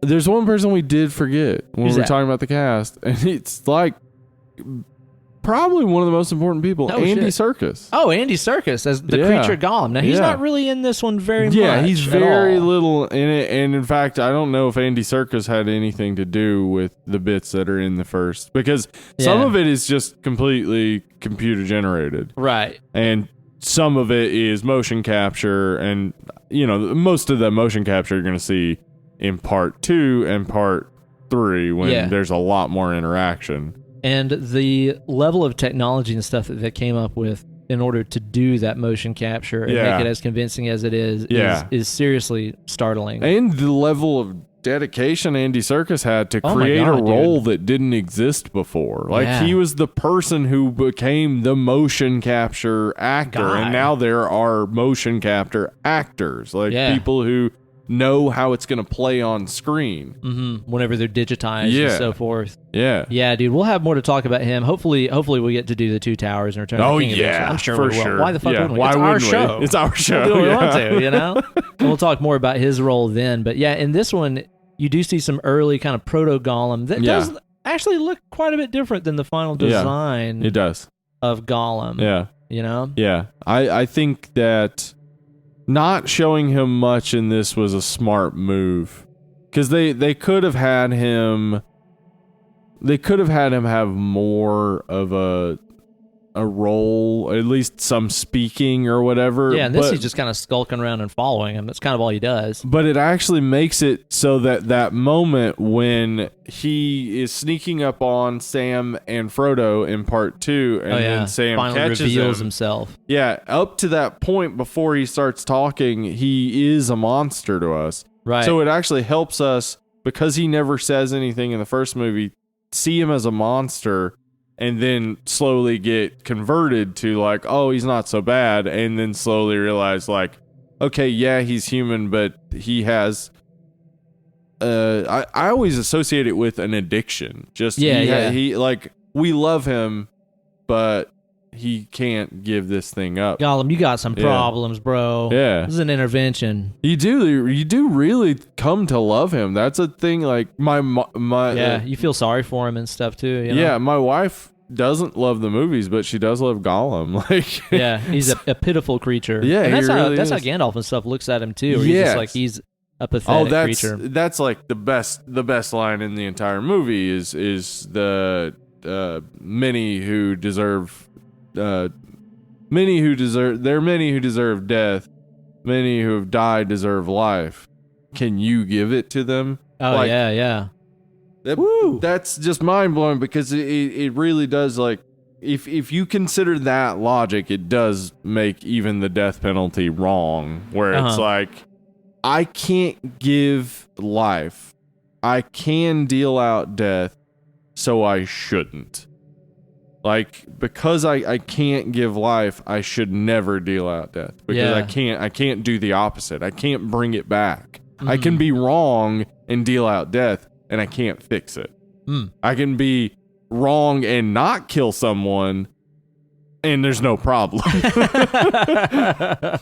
Yeah. And you know, that's kind of, I think, the big message to this movie is, I think that ultimately it's, while it is a history and a story about things that happened during this segment of time in Middle Earth, I think it's ultimately just a story about power. Yeah. And Tolkien is historically not a fan of allegory. Like, he's quoted many Right, times as yeah. being like, just say what you mean. Don't fucking mask But it he with stuff. then fills his history with allegory on accident, because you can't tell stories without allegory. Well, the thing is the guy's just writing what he knows and what he's seen. I mean, he was Right. in the fucking trenches of World War I when he started writing The Hobbit. Right. I mean, the guy had seen the worst sides of all humanity and seen what happens when people get to wield absolute power. Right. And again, that ability to deal death at a whim, I guess you'd say. Yeah. And I think some of that did leak into the writing. And I Yeah. like how everybody's attitude towards power in the form of the ring, the one ring, the ring of power, it's called. The ultimate representation of power. Yeah. Yeah.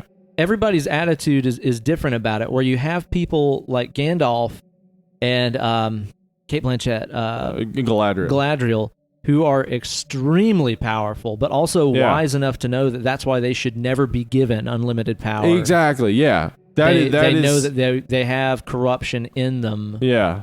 That absolute power would take advantage of. They become mad with power. The true powerful people in this know that they have to relinquish power, because they could easily wield it in a wrong manner. Yeah. Yeah, But it's then- just the same as when he's talking about killing and death. Like, if I take that absolute power and do the things that I think are right, I don't know that the consequences will be what I want them to be. Right. Yeah. Well, and then meanwhile, you've got mere mortals like Sean Bean in Yeah. this that are like, you know, who should have the power? Fucking me. Yeah, me, absolutely. And he's not wise enough to know, Yeah. oh, I should not have this power. that Ned But Stark. that's the guy that He goes never straight learns. for it. No, he doesn't. He He doesn't. just gets How do you killed. think that fucking all the guy time. feels, man, to have been in like the two biggest fantasy? Well, he wasn't in Harry Potter. That's true. They never put him in Harry Potter. Why wouldn't He they should just have been throw in him Harry in Potter. there? Yeah, just toss him in Yeah. there, you know? And kill him. Yeah, obviously. Obviously. He should have been the farmer that found Voldemort in that Yeah. farmhouse. Yeah, exactly. Instead of Sean Bean, he's about to die. There he goes. Yeah, it would have been great, man. Yeah, that guy too. I think what's funny is like for a guy who dies in his movies all the time, Yeah. he has a real phobia apparently of like flying in helicopters and stuff. Really? Yeah, this is like a real issue for him that affected production and stuff. So during the shots in the movie where they're up on like the big snowy peak of the mountain and shit, Yeah. so they would fly the actors up there by helicopter every day. I would hope. Yeah. Yeah. I can't imagine them having to hike up there. Meanwhile, Sean Bean Would hike up there.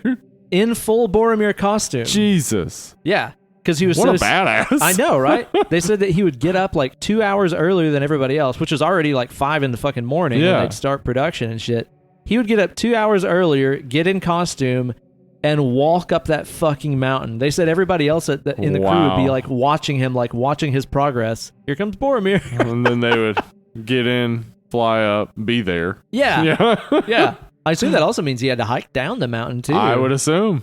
Yeah, well, you gotta then get you down. just get on your shield and sled down. That's the way you do it. That right would there. be fun. But then ultimately, the person that ends up wielding the ring is a hobbit that comes from nowhere and has no care of tons of material wealth or power. And it's like that's the person who is the most objective to wield ultimate power, is the person who doesn't really want it, have need of it, or deserve it. And then, even then, it corrupts him and destroys him and makes it so that he can't be part of normal society anymore. So, God, I'm still swigging this beer and it's still punching me in the face Yeah, every it's awesome. fucking time, dude. God. But yeah, you're right. And then ultimately, it's Samwise Gamgee, the gardener, yeah, Sean Astin. he's the real hero. He's yeah. absolutely the hero, Yeah. man. Sean he puts Astin up with is the so hero. much of Frodo's shit in this And movie. apparently, because Elijah Wood was very young when they started recording this, and Sean Astin was already like late 20s, early 30s. yeah. He took this real like fatherly role with him where he felt very like his caretaker. Yeah. Like his gardener. Yeah. So he really got into being Samwise by just being who he is. And that is kind of, from what I'm gathering of Sean Astin, the more and more like you see him in stuff and see what he does in real life, he just seems to be a sweet dude. Seems like a fucking cool guy. Yeah. Same as Elijah Wood. Elijah Wood seems like Yeah. a cool fucking nerd he that I does. would like to hang Yeah. out with, man. Mhm. And, you know, ultimately, when we're talking about the story of the hobbits, the little folk from the countryside, aren't we really just learning the story of little rednecks? We're learning the story of Hollywood Steve for sure, because they love to smoke weed. They love to eat Food meal? lots of meals, and they sure love them some beer. I'm just telling you, it's like, okay, if you like stomping around in the garden barefoot, You might be a hobbit. you might be hot. If you like shooting off fireworks with your friends drunk, You might be a hobbit. smoking some weed, you might be a That hobbit. is true. That is what I mean. Like Hobbits are just the rednecks of watching Middle Earth. their entire life is just like I want to. There was a line where whenever Gandalf first gets to Bilbo's place and Bilbo offers him cold chicken, pickles, and cheese. And I was sitting there Were you hearing eating this, cold and I was pickles, like, cheese, I'm and fucking, chicken at the time? I eat that almost every day. I love that. That is a good meal, cold chicken, because like I can't have any bread. I would have taken the Gandalf stance and been like, just tea, please. No, man, come on. Keep your Got pickles. them pickles. Keep your mustard. I wonder what Hobbit cheese is like. It's good Ew. stuff. I What bet. are they milking over there, do you think? Other hobbits. It's real Hobbit cheese. Yeah? Yeah. But it just really struck me while I was watching it this time. I was like, Yeah, man, they're rednecks. all these like super highly cultured races and civilizations and stuff. Yeah. Hobbits are just white trash. Yep. Stomping around in their bare feet all the time. And they're the heroes. I also love some silly ass names. Yeah. Now this is one of those They've things. got some very silly fucking I names. wanted to talk about Tolkien and the thought and lack of thought he put into a lot of things. Right. Because obviously, again, him being a linguist and very fascinated in the language of Middle Earth, everybody, has their own little set of linguistic things that they use. Obviously, the hobbits love silly names. Yeah. Buckleberry Fairy. Buckleberry Fairy, yeah. Yeah, Brandywine Bridge. Yeah. It's all this really silly talk. Yeah. But then meanwhile, like, you've got the elves who have all these crazy names for their rings and even the names of the elves themselves and their towns and their cities and their swords and all this beautiful language that goes with them. Right. That he just all completely made up. It seems to be kind of Gaelic and Celtic-ish in origin, but not 100%. Amazing imagination he put into this stuff. But then sometimes you land on something like, what's the mountain the bad guy probably lives in? I don't know. Mount Doom. Mount Doom. It's like, was that first draft? And he was like, I don't know, fuck it. It slipped out of my fingers. Yeah. I couldn't think of anything else that sounded cool. What's Doom. cooler than Mount Doom? Now here's the thing. Was it always Mount Doom and then the bad guys are like, yeah, we should fucking live there. Yeah. It's metal as fuck. Or what? Did it previously have some nice name? And then the bad guys moved in and were like, it's fucking Mount Doom, dude. It's fucking metal. For real, bro. This It's where we hang out. This Mount Doom. Fucking metal. It's not Mount Dunlehane or whatever they called it. Yeah. And that's where they set up their big old pillar to, as I know him, Flamin' Hot Cheetos Vagina, the eye of Sour Ron. Flaming Hot Cheetos Vagina. Yeah. That's it. And that's old Sour Ron. Yeah. Now, that's what I don't get. It's like, by naming a character Sour Ron, Yeah. it's like, well, he's sour. He's of course bad. he's going to be in a bad mood. Yeah, Yeah, exactly. Maybe before that, he was Sweet Ron. If they just called him Sweet Ron, it would have solved all the problems. Yeah, maybe other people started calling him that. That's what turned him so mean, like. Oh, Here's old Sour Ron crashing the party. Hey, guys, it's just me, Ron. More like Sour Ron, am I right? Oh, I'm going to create a ring to rule them all. And then you've got like, well, who's going to be like his best buddy, his number one head honcho? I don't know. Maybe just some sour man, I guess. Sour man.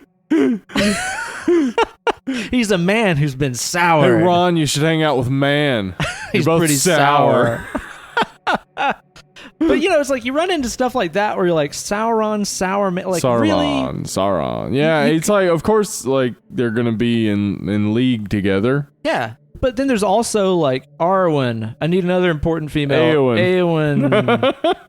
You couldn't stretch a little harder than that. They considered early in the drafting process of just making the Eowyn role also Arwen. I'm glad they didn't. Yeah, they were just gonna make a woman do all the woman stuff. roles. Yeah. Yeah, I like that they didn't do that because this movie, this entire trilogy has some hard-hitting fucking women in it. Yeah, it does. Eowyn's awesome. Yeah. Oh, dude. Yeah, absolutely. She is no man.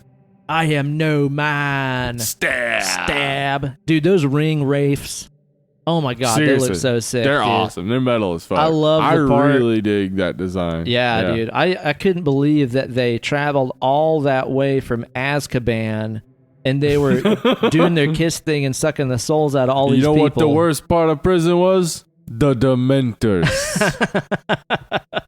It's an Office quote. Oh, yeah? Yeah, Steve Carell. And then they put them on some horses. They're riding horses. Riding horses, ain't they? Isn't it? Ain't they a horse?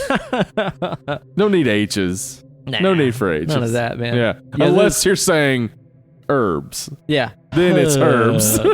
Really? Now you're going to use the H? Get off the horse and pick some herbs. Get it together, guys. What's with your H priorities? Come on. But yeah, man, like the design and stuff of the race, again, it all goes back to that armory division and the costume design.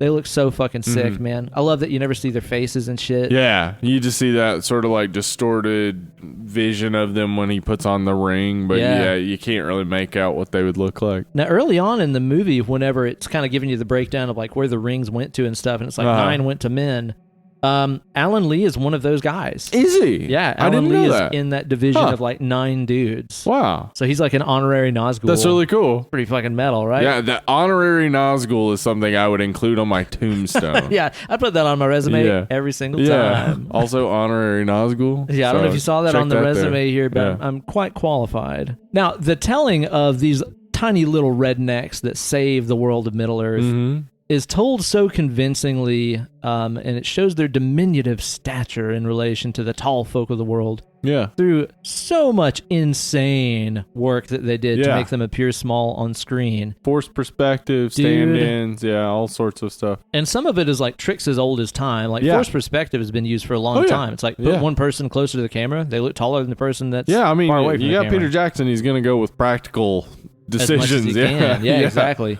And dude, the amount of work that they had to do to make those shots work, and specifically like line up the eyesight, like the lines of Yes. vision Right. among actors who are acting on different planes. Uh-huh. In a lot of the forced perspective shots, they actually don't have them talking at each other. Like they'll be Right. doing something else. That way you Right. don't have to deal with the lines of sight. But I wasn't aware of how much of this movie was also, little tiny stand-ins Uh-huh. that were either children Yeah. or dwarves. You Little can- folk. You can tell Sometimes you can. sometimes. Yeah, sometimes you Because can. children have different proportions than adults. Yeah, exactly. Yeah, it just never looks exactly the same. But what's so cool too, dude, is like whenever you watch the special features, which, I mean, by the way, even if you don't want to watch the super mega extended cut of the movie, get the box set just so you can watch the special features. Worth it? It's oh my god, dude. Awesome. It's like 2 movies unto itself. Okay. It will deepen your appreciation for the love that everybody put into this project Mhm. just tenfold.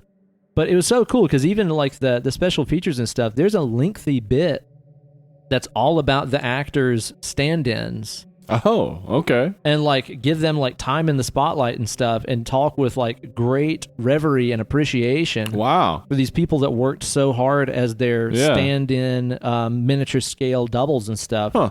I mean, it's amazing. And again, these dudes were just as into it as everybody else, man. That's awesome. Yeah, totally, Yeah. totally amazing. There's a bunch of stuff. I bet, like, can you imagine? You tell people I was in Lord of the Rings, and then they're like, "Oh, great, let's watch it." So you turn it on, and it just shows a back, and you're like, "That's me. Yeah, that's me right there. That's me." I'm in most of the scenes. I'm Frodo. I'm Frodo. Yeah, In most of the scenes. yeah. But it's so cool too because it shows like scenes in there of, I guess it's like Sean Astin's double, who they put on like a fucking Sean Astin miniature skin mask on him. It looks really Oh. free. Like if you just see stills of it, it looks really scary. Hey. But thankfully, it's always in motion when it's on Right. screen and stuff. Like those two would sit down in their matching costumes and faces and like play chess against each other and shit. It's like super weird. But yeah, it made me happy to see just how much appreciation they even showed for the stand-ins and stuff. Yeah. And they did, again, a lot of other like old school tricks of filmmaking and stuff, like, you know, double exposures Yeah. and, you know, filming one guy on the scene, filming another guy on the Yeah. scene on a green screen and superimposing him. But there's a lot of stuff in here too that's just plain old fucking dwarf action. Yeah. Guys filming on their knees. Yep. That's it. Yep. That's it. And it's so funny, dude. Like, again, this is part of what makes the special feature so great to watch is because, you know, when you watch the movie, you're seeing it under this produced, polished, you know, there's like filters and shit on it, making it look so amazing. But Yeah. all the behind the scenes stuff is just shot on like handheld cameras. Under, Right. like, And you normal see lights and what stuff. they were actually shooting. Yeah. And you Yeah. see how ridiculous a lot of it looks. Right. You know, like even just The- fucking Gandalf standing there in his hat and Yeah. robe and stuff, talking like a wizard in the middle of the woods. Like it looks so lame when it's The just on a major handheld thing camera. that Star Wars had that the others before it didn't have was good filmmaking with low quality backgrounds Yeah. and low quality puppets and things. Right. Like that's what made Star Wars stand out. That's what like you don't the set doesn't have to be convincing. It's what you do with it. It's the lighting. It's the way you film it, the way you shoot it, and then the way you edit it together. Yeah, absolutely so, man. Absolutely so. Yeah, so it's kind of funny when you're watching this shit and you're like, this is the most epic fucking part of the movie, blah, blah, blah. Uh-huh. And it was actually just a couple of guys like standing on their knees. Uh-huh. But that's the thing that makes this movie still look so good and age so well, especially compared to other movies that were made in this time period. They didn't go all in on CG. They didn't. It's like if it was doable, practical, They did it practical. they did it. Even if that meant making, how many costumes did you say earlier? Like 19,000 fucking costumes? 19,000 costumes. Nagila Dixon and 40 seamstresses worked to make 19,000 costumes. They made the main 9 had 40 costumes apiece. Good Lord. That's just the fellowship. That's just the fellowship. Yeah. Wow. It's crazy. And these are fully very detailed, very ornate, detailed costumes. like needlessly ornate, man. Yeah. Gosh, that's amazing, dude. But yeah, it's like it goes to show you that all that work pays off because, I mean, even if you compare this to Harry Potter and the Sorcerer's Stone, it came out the same year, right? Same year. This movie looks a million times better. Because the CG in Harry Potter and the Sorcerer's Stone just did not age well at all. It looks rubbery and bad. They just used it for anything that they could. Yeah. You know? Whereas with this, when you realize how much of it is fucking miniatures and how much of it's puppets and how much of it is real, like actually just fucking 1,000 extras fully dressed in costume. Like some of the miniatures are like 1/4 scale, so they're gigantic. Huge. Yeah, dude. What? It's mind blowing. It is mind blowing how much work they put into this. And that they did it for $93 million. They sure do know how to make a fucking dollar stretch. Yeah. Now, is that the budget for the whole trilogy That's or just this for one? This one. Yeah. Okay. I think they figured their budgets by basically splitting it into 3 and then adding whatever additional work they had to do to the budget. Like, but $93 million does not seem like enough. I mean, yeah, like I don't really know anything about making a movie, obviously, but I would just assume if you gave me that much money and said, "Here, now go make Lord of the Rings again," I wouldn't be able to do impossible. it. Yeah, it seems absolutely impossible. Especially when you're talking about all the years of pre-production, right, dude? I mean, in addition all to the work put into this, to the full storyboard you're talking about, they did all of these like. It almost looked like PlayStation 1 cutscene graphics. Yeah. Like pre-visualizations of so many of the big parts of the movie in order to visualize them before they started working on the shots themselves. I mean, it's just thousands and thousands of man hours, and you're like, they had to get paid for this. Of course, yeah. People wouldn't do it for free. No. Yeah, so that it's amazing to me they were able to do it for so low. And that it made $871.5 million. Good Lord, man. Is... I think fair. I think that's a pretty fair amount of money to get for a movie that and then won like every Oscar ever. Yeah, you know, it got 14 Oscar nominations, Golly. or 13, and it won 4 for best cinematography, best makeup, best original score, and best visual effects. Jeez, dude. So they did amazing for a fantasy film. Yeah, no kidding. Like that's not. It's I mean, those are the fantasy film categories for sure, but that's a really good job. And best original score is absolutely 100% true. Howard Shore nailed this. And again, it's one of those things where the level of detail that went into thinking about what would all of these individual races and civilizations, what would their music sound like? Because they all have completely different melodic languages. It's not like he just was like, here's what the movie sounds like, and the music in the Shire sounds just like the music in Rivendell and all this jazz. It's like he even put a lot of thought into what the history of this culture's music would have sounded like. I mean, the Hobbit's music is all like simple acoustic instruments. Right, it is very like mellow, simple. It's Middle-earth bluegrass. Again, they're just fucking rednecks, guys. Yeah, that's so true. They really are. At Bilbo's party, fucking, I think it's Merry or Pippin's playing like a banjo thing. It's fucking trash, dude. But then it's cool, too. Oh, there's also that scene where Pippin fucks his cousin. Yeah, there's that, too. That's in the extended edition. Extended edition, yeah. That's in the Lord of the Cock Rings, isn't it? Lord of the Cock Rings. Yeah. So, like, even if you compare the music of, you know, again, the Shire or anywhere like that, and then compare that to remember early on in the movie, they see the elves that are marching through the forest, and they're kind of doing that singing. Yeah. And it's just a cappella. There's no instruments or anything like that. It's very much like Gregorian chant, which is some of our earliest recorded written vocal music and stuff. And I know I did read that was done by a local choir in New Zealand. So that's cool. Yeah. But what's so interesting about it too, again, just from a melodic perspective, is like in a lot of the elves' music, there's kind of this contrasting thing where, like when you think about major key music, it sounds happy. Yeah. When you think about minor key music, it sounds sad, right? Like in reality, the difference between a major chord that sounds happy and a minor chord that sounds sad, it's actually just one note that's different. There's just one little molecule that changes what that thing sounds like.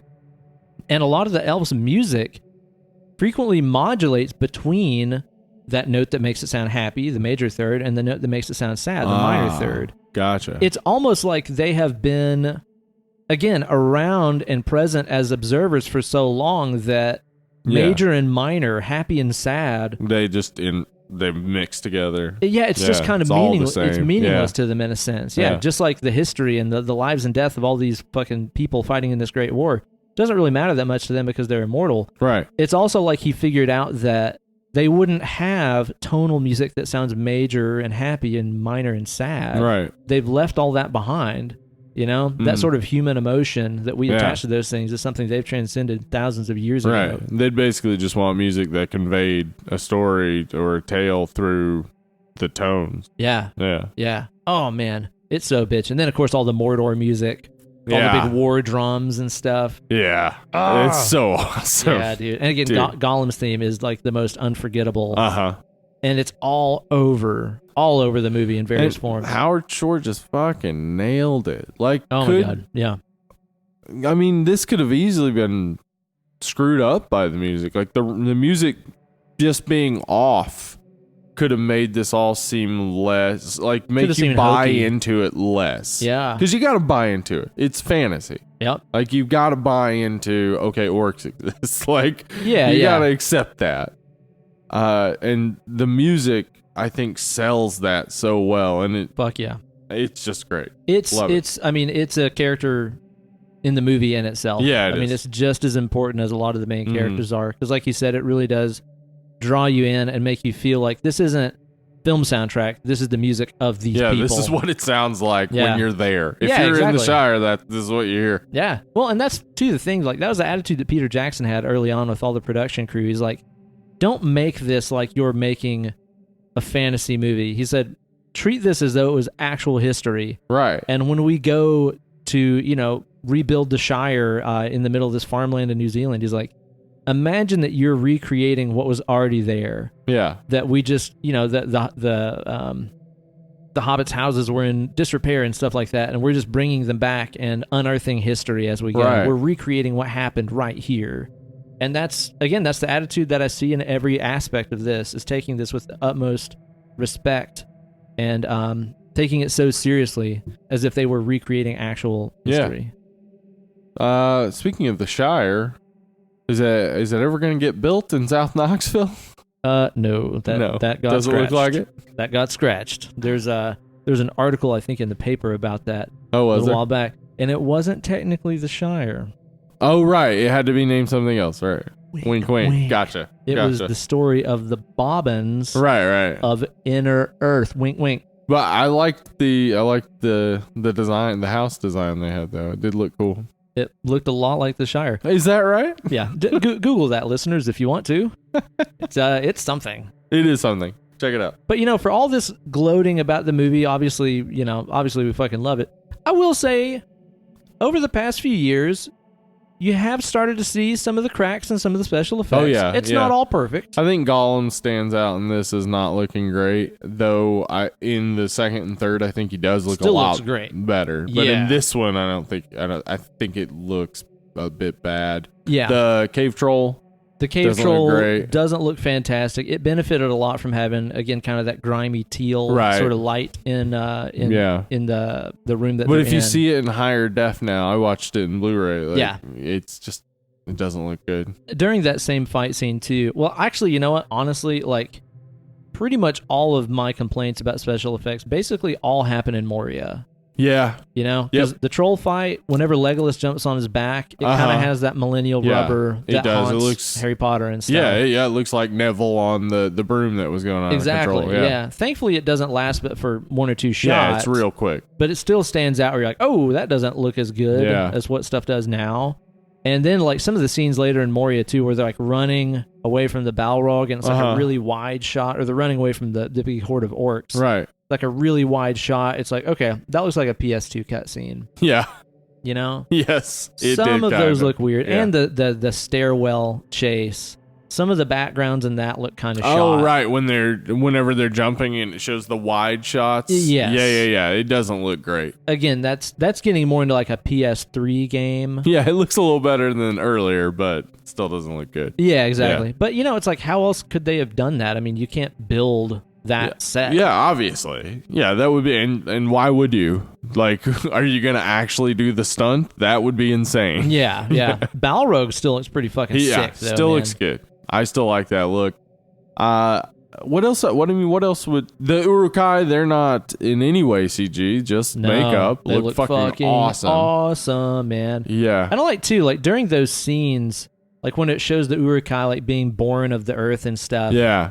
It's one of those like Peter Jackson trademarks in a lot of his flicks to do this like stuttery, like low frame rate thing. Yeah. It almost looks like a 90s music video or something. Kinda. It's in a lot of this movie. It is. This movie feels very fucking Kiwi whenever you watch it. Like, it feels like a New Zealand production to me. Because we know Peter Jackson's stuff from before, and that is it. I mean, that's what he's still doing his old tricks. Yeah.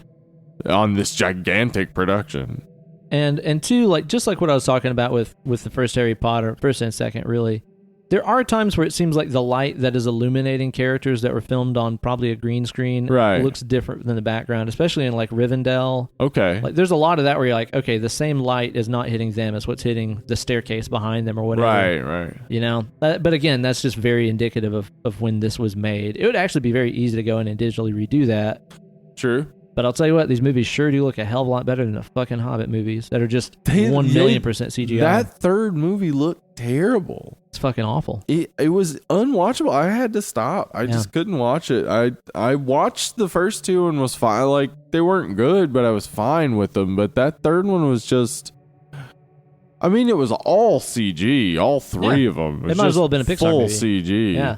It's so weird to me. Like, I would like to know more about the production of those Hobbit movies. Because I don't think there was as much dedication to it. There couldn't have been. Yeah, I think it was more of a obligation, maybe. Yeah. Well, and two, I guess wasn't the story that like Guillermo del Toro had started filming it, and then Peter Jackson came in and just kind of immediately had to start working and figuring out what to do and shit. Yeah, I think they. But Guillermo del Toro, that would have been interesting to see what he would have done with it. I would like... Oh, yeah. I mean... Anyway, yeah. So, those Hobbit movies, not very good. No. Ugh, not good at all. And the big MVP, honestly, of about all of this stuff, the real person behind the curtain that is Peter Jackson, the public face of these movies, Fran Walsh. Yeah. Peter Jackson's long-term... what do you call it? Just writing partner? Well, yeah, but they're also... Lovers. A couple, yeah. They are lovers. Lovers. So yeah, Fran Walsh, she's a driving force in a whole bunch of this. She gets stuff done. But chooses to take the back seat. It's like, yeah, there's no interview footage. There's nothing of her in the behind the scenes stuff. Right. I mean, I can see the benefit of that. You get to be a part of the movie, but you don't have to worry about what you look like on camera. Yeah. That's cool. That seems all right. Yeah. Dude, I mean, Peter Jackson doesn't seem to worry about what he looks like on camera. But no, he's just so disheveled looking all the time. Yeah. Kubrick was like that, too. Kubrick always just looked like, what the hell, dude? Rolled out of bed. Yeah. But Fran Walsh, I mean, dude, the level of like dedication that she had to this is nuts. Like, even if you watch the credits, she wrote a lot of the music and like words to the songs and shit. Yeah, she's awesome, man. Like, she went deep into this. I think that just without her, he probably wouldn't have much of a career, for sure. Makes you wonder, you know? It's like Carpenter and Deborah Hill. Yeah, Deborah Hill. Like you look at the stuff Carpenter did without Deborah Hill, not as good as the stuff Carpenter did with Deborah Hill. Right? So what's the difference there? Deborah Hill. Sounds like Deborah Hill might have made the difference, you know? Yeah, Fran Walsh. She because Peter Jackson definitely would have wanted to make movies, but Fran Walsh gets shit done. She's a driving force in making his films. Yeah. She's so good. I mean, so yeah, without her, this is nothing. She's the first name on the screenplay. Wow. So that you know, sometimes they do that alphabetical. Her Walsh is not alphabetically first. So it's they were trying to indicate she's the one who was most important in this. Wow. So, But Peter Jackson's kind of the face of the operation. yeah, so. he's just the face. I mean, well, he is the filmmaker. He's the one who knows how to make these things work, but she's the one that seems to know how to get shit made, like to really like get on the ground and do it. A lot of times you see that where somebody might be artistically awesome, but they're not the face of the business. They're not the one who can walk into an office and sell it. Right. Yeah. Or get that fucking loan to make this movie happen or whatever. Yeah. Right. She seems to be able to get that done. Yeah. No kidding, Yeah. man. And God bless her for it. Yeah, she's awesome. Yeah, because she's, again, seriously the MVP of this entire thing. And everybody knows Peter Jackson, but I think your average person could see Fran Walsh at dinner and not know who the fuck she is. Which is the benefit of not being the public face. Yeah, just like I can go to dinner and nobody will. And if I said my name out loud, nobody would know. No, huh? Yeah. Do you have any complaints about this movie? I mean, I was just talking about some of the CGI not really showing up well. Do you think it's too long? A lot of people complain about how long the movie is. I guess if you're not huge into it, the theatrical version is probably a bit long. I don't know what could be cut. Because, like, for me, it's all about this movie really is. This is just the beginning of a story. Right. This isn't like a full story in itself, even though it works as a singular story, kind of. This is the story of how Frodo got the ring and ended up walking alone with Samwise. That's the story of this movie. Like, that's not really a story you would normally make a movie about. Sure. So this movie has to be seen with the other three, and at that point you're saying, "Oh, I don't care how long it is." Yeah. Like if you're gonna watch 3, make it as long as you fucking make it want. as long as you care. fucking want. So yeah, I think maybe if you just want to see one single movie, I don't know why you would do that in this case. But if you want that, this is definitely too long and doesn't really have a point. Right. Yeah. Yeah. If you're looking at it as a standalone story. Yeah.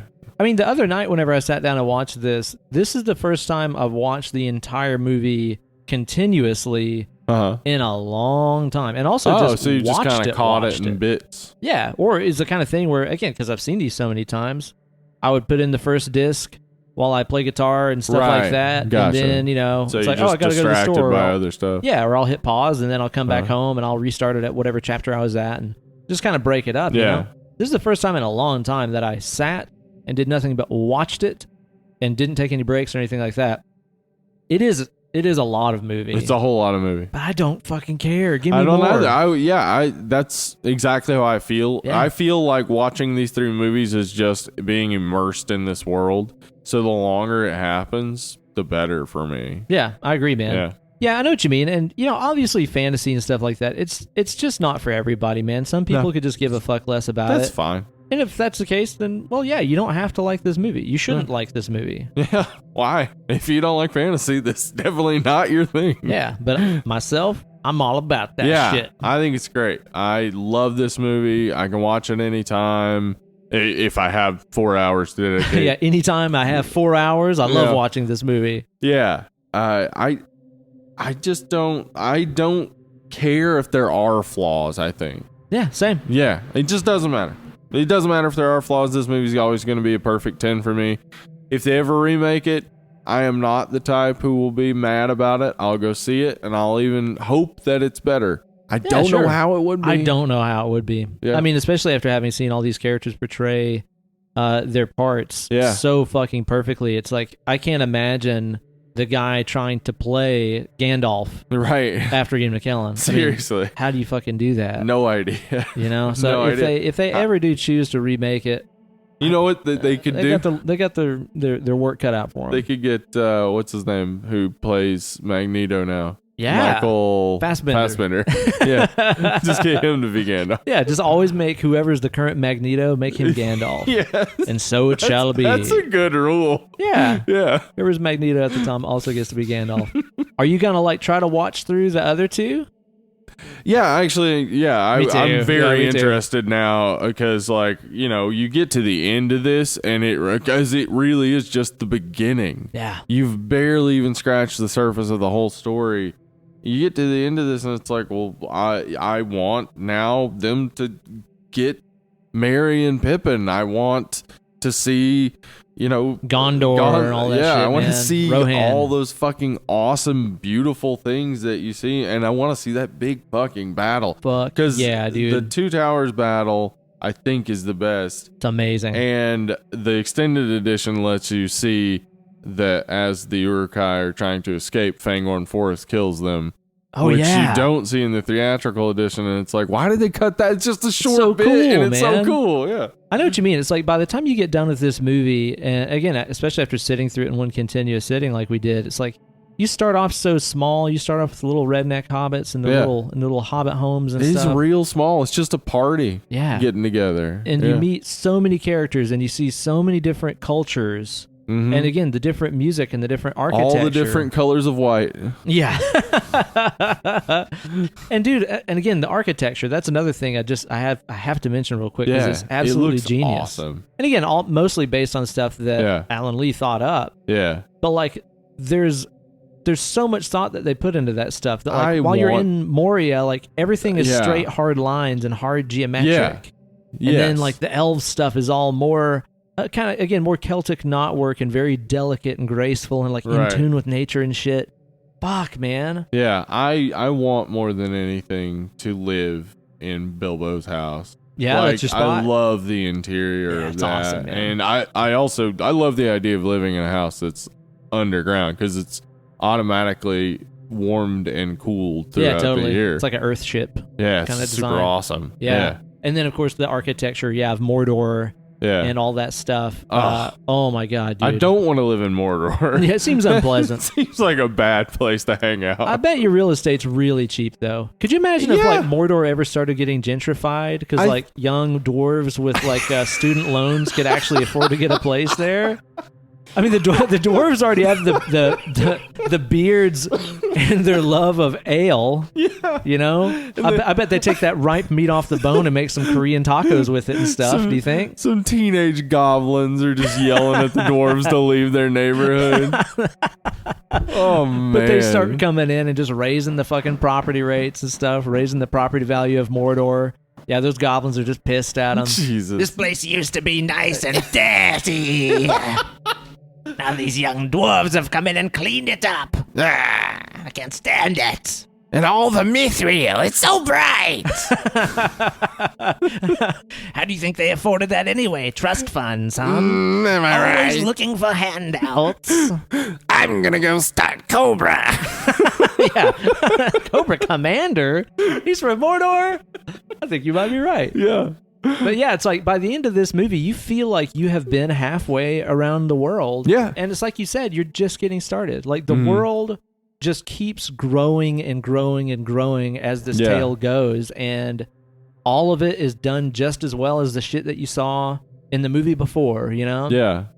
Oh, it's so fucking good. Yeah, I love these movies. They're like, I couldn't complain about them if I wanted to because when I sit down to watch them, my brain can't think of a complaint. Like I'd have to work my ass off to find complaints, and then it would be like, yeah, but I still don't care. Yeah, yeah. Like so, I just didn't even do that when I was researching. Just like I'm not gonna complain about it. No, Yeah. I think my biggest woe is that sometimes Aragorn sounds like Dudley Do-Right. Have you noticed that? He does. Whenever he gets really fired up, he gets the bubble voice.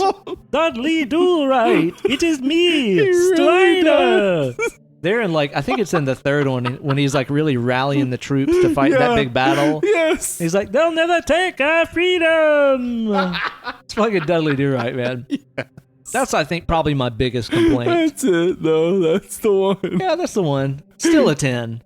Yeah. Still a 10. And dude, the thing is like between this movie and the Harry Potter universe and stuff, Yeah. it absolutely paved the way for Game of Thrones and everything else. It's Yeah, like it the did. year that this and Harry Potter came out in theaters is just the year that fantasy took over reality. Yeah. It was 2001. I mean, we did have a major terrorist attack on U.S. soil. It kind of changed everything about U.S. politics, which kind of changed world politics. And having an escape from that reality is probably just what the world needed at that time. So maybe that's why this resonated so well with everyone. And again, paved the way for Game of Thrones and all kinds of other stuff. So. You know? Yeah, for sure. Yeah, absolutely a monument in filmmaking. Watch all the special features. I mean, there's seriously like 8 hours worth. Like, there's so much. I would love it. Yeah. I'll let you borrow the set if you want to watch it. Yeah, I would. Yes, 100%. It'll make you appreciate the movies even more. It's like just when you thought you couldn't appreciate them more, then you see the level of detail that went into fucking everything, and it will broaden your appreciation for them for sure. So It'll turn into appreciation. I really appreciate that. Yeah. I appreciate you. Appreciate. Hey, Pete Jackson, I appreciate you. Appreciate. Fran, appreciate Hey, you. Fran. I Appreciate you. appreciate. Yeah, I'll watch these forever, man. Everybody deserves, everybody owes it to themselves to watch these motherfucking movies. So, get some. Did. I hope that you guys have had a good time listening to this mega extended director's cut episode. I hope that we have... This episode took some extends. It took some extends. Yeah. Ooh, it's getting long and strong. Sure to get the friction off. Absolutely so, man.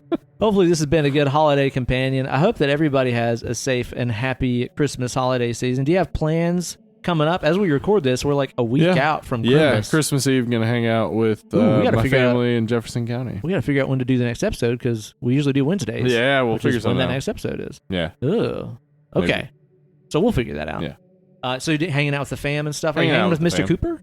Yeah, he's going to be there. That's cool. Yeah, he's finally given up on ever coaching the Golden State Warriors again. Really? Yeah, he said after their first championship that they'll be begging for him to come back. And then after the next one, he was like, yeah, you know what? They're probably happy with the guy they got right now. So he's free to hang out, is what you're saying. Yeah. But don't bring up Steve Kerr. He's not a fan. I'm going to assume this is sports talk. Yep. All right.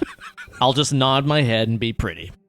Good. I'm doing it right now. You're doing it. Yeah, we've got our usual family plans, doing a big Christmas Eve feast with Kate's family, and then the next day with her family and my family and stuff.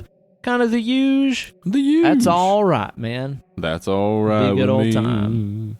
Well, I hope that you dead and lovely listeners have enjoyed this wild card episode. Hopefully we'll get to visit the realm of Middle Earth once more.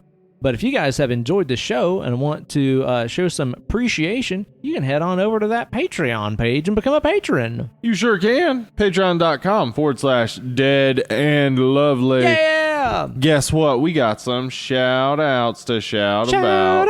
Shout them out loud. Shout! Who are we going to tell them about? We got some Patreon shout outs. All right, let's shout them out. Daniel Hearn. Hey, have you heard about Daniel? He's a cool guy. I have heard about him. Michael, it's just Mike. Mike Travisano. Mike Travisano. Hey, are you Travis? No. It's just Mike. He often so we says. know that he has a relative who at some point made up his last name. Yeah, Travis. No. That's your last name? Yes. Yeah, he was like trying to like falsify an identity. Yeah. It's like, what is your last name, sir? Travis. No. Travisano? Yes. I knew it. Came to this country to take our jobs. Take your jobs. Speaking of taking our jobs, Mike Travisano asked me to mention his podcast, Zen in the Art of Monday Morning, in his shout out. It's a 10-part podcast that he wrote and produced on the practical application of Zen. Normally we wouldn't let these $1 shout outs be a advertisement for another podcast, but I like Zen. It's cool stuff. Go check it out. Daniel Hoover. Daniel Hoover. Hoover doesn't suck. That's true. Wait. Yeah. It does, though, doesn't it? He doesn't. Oh, that one does. A Hoover vacuum This cleaner is what particular- you're thinking of. Hoover vacuum cleaners do suck, Yeah. but in the good way. Maybe he does Like too. you like. Yeah. Oh, all right. Yeah. Grayson Parker Marcotte. Oh. My man. Well, thank you very much, Grayson Parker Marcotte. Marcotte. He's part of that Marcotte crime syndicate. You hear about them. You hear about the Marcottes That's right. getting around. What about Isaiah Henderson? Isaiah Henderson. Isaiah and the Hendersons is more like it. Am I There right? we go. I don't Isaiah know. and the Hendersons. That's all I've got. That's all I've got. Because that would have been a better name for if you're trying to hide your Bigfoot that you have. Don't name him Harry. Because Harry. people hear you talking about Harry back at home, they're going to be like, oh, there's probably like Covered in hair. something covered in hair, probably a Sasquatch. Yeah. But if it's named Isaiah, they're like, oh, well, Probably just some guy. probably just some dude. he probably gives money to a horror movie podcast. And we appreciate it. And we do. Brandon Walker. Brandon Walker, Texas Ranger. Texas, always. Walker, Texas Ranger. The end. His family defeated the crawlers. They did. We Way are back superior in the to day- the crawlers. Way back in the day, before humans ever stood upright, we had learned to talk and we had labeled each other walkers and crawlers. Don't get me started on the swimmers. They're Oh, still back in shit. the fucking pond. Get them out of here. Losers. Thank you all so much for your donations to our quest for podcast glory. It really helps us out a ton. The merchandise and stuff is selling well. Hell and yeah. we're going to have some more cool stuff coming up real soon. Yeah. Since you guys are padding the pockets of the Dead and Lovely podcast so well. Yeah, we just hit our first goal on Patreon. Yeah. So we are going to come out with some new Merchandise. merchandise. Yeah, merchandise. Stuff that'll be smaller, cheaper to ship, etc. So anybody out there who's not been able to buy the t-shirt, I get it. It's costly. I'd like to do some cool giveaways and stuff like that too. Yeah, since we got also- more we do need to do disposable that. merch, some smaller items and stuff coming up. Also, I had this idea. I'll just pitch this to international listeners who've made it this far. Let's find out. Some people have asked for shirts internationally. When they find out how much the shipping is, it's a lot. Oi, I want to get a bloody Dead and Lovely shirt to cover me body, mate. What are you talking about? It's £20 sterling. Do you all have any footy jerseys? We do. We have footy jersey. Yeah. I'd really like to wear one when I'm in the scrum with me mates. Lots of scrums. Lots of mate scrums. Matescrum.com. Do you and your mates want to get in a scrum?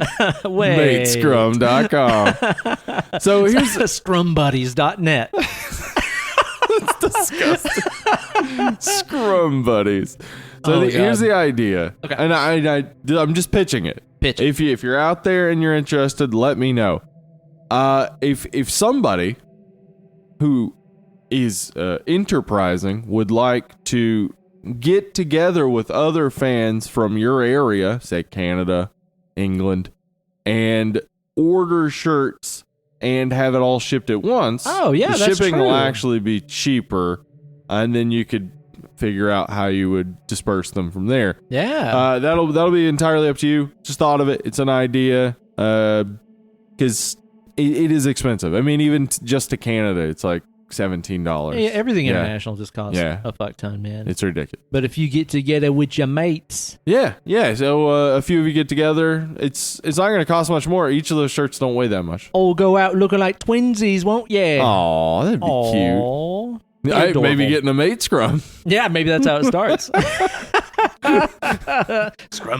Scrumbuddies.net. .net. Yeah, it's got to be .net. a .net for they sure. couldn't get the .com. Yeah, that was already taken, unfortunately. You guys be sure to rate and review on iTunes. Takes just a second. Helps us out a lot. I've seen a couple reviews pop up lately. I very much appreciate that. I read them all, Appreciate you. and it really does help us out a ton. So do go on there, rate and review. That's all we want for Oh, Christmas. do go on. Do go on. We want us some reviews on there. Yeah. I also want you to follow us on social media. Yeah, at Dead Lovely Pod on Twitter and Instagram. Facebook.com/Dead Lovely. We're also on YouTube. youtube.com/Dead and Lovely. Where else are we on? Discord? Where the red fern grows. Where the red fern grows, we're two dead dogs. Where the green grass grows. It's really sad. I've never seen that. I don't know the story of the red fern. Doesn't go well. It's sad, yeah. All right, then. Well, you guys have been fantastic. We'll be coming at you with another brand new episode next week, of course. We'll be covering holidays. Holidays. What a perfect way to kick off a new year on a holiday. We're talking about holidays. Holiday. Something about Sesame Street. It's a different song, yeah. Okay, that's a different one. Well. I think it's something else. All right, well, you guys be sure to tune in then. It's going to be a fun old time. I hope everybody has a very safe and happy Crimbus with you and yours, and we will catch you guys on the flip side. You guys have been fantastic. We have been Uncle Ben. Hollywood Steve. And we are Dead and Lovely, and we'll see you guys soon. Bye. The thing is, there's a very real problem for somebody out there, and that is figuring out what to buy the $1 Million Man for Christmas. Ooh. This is a real issue. Somebody has to deal with it. Yeah, so like Secret Santa at the $1 Million Corporation offices. Yeah, Virgil's got to buy him something. Virgil's shopping his ass off trying to find something for the $1 million. What do you get the man who has everything? I mean, everybody has a price, as he said. A silver gold toilet. Silver gold? What is silver gold? I don't know. I made that up. It's for the richest of the rich. I'll have silver gold over here.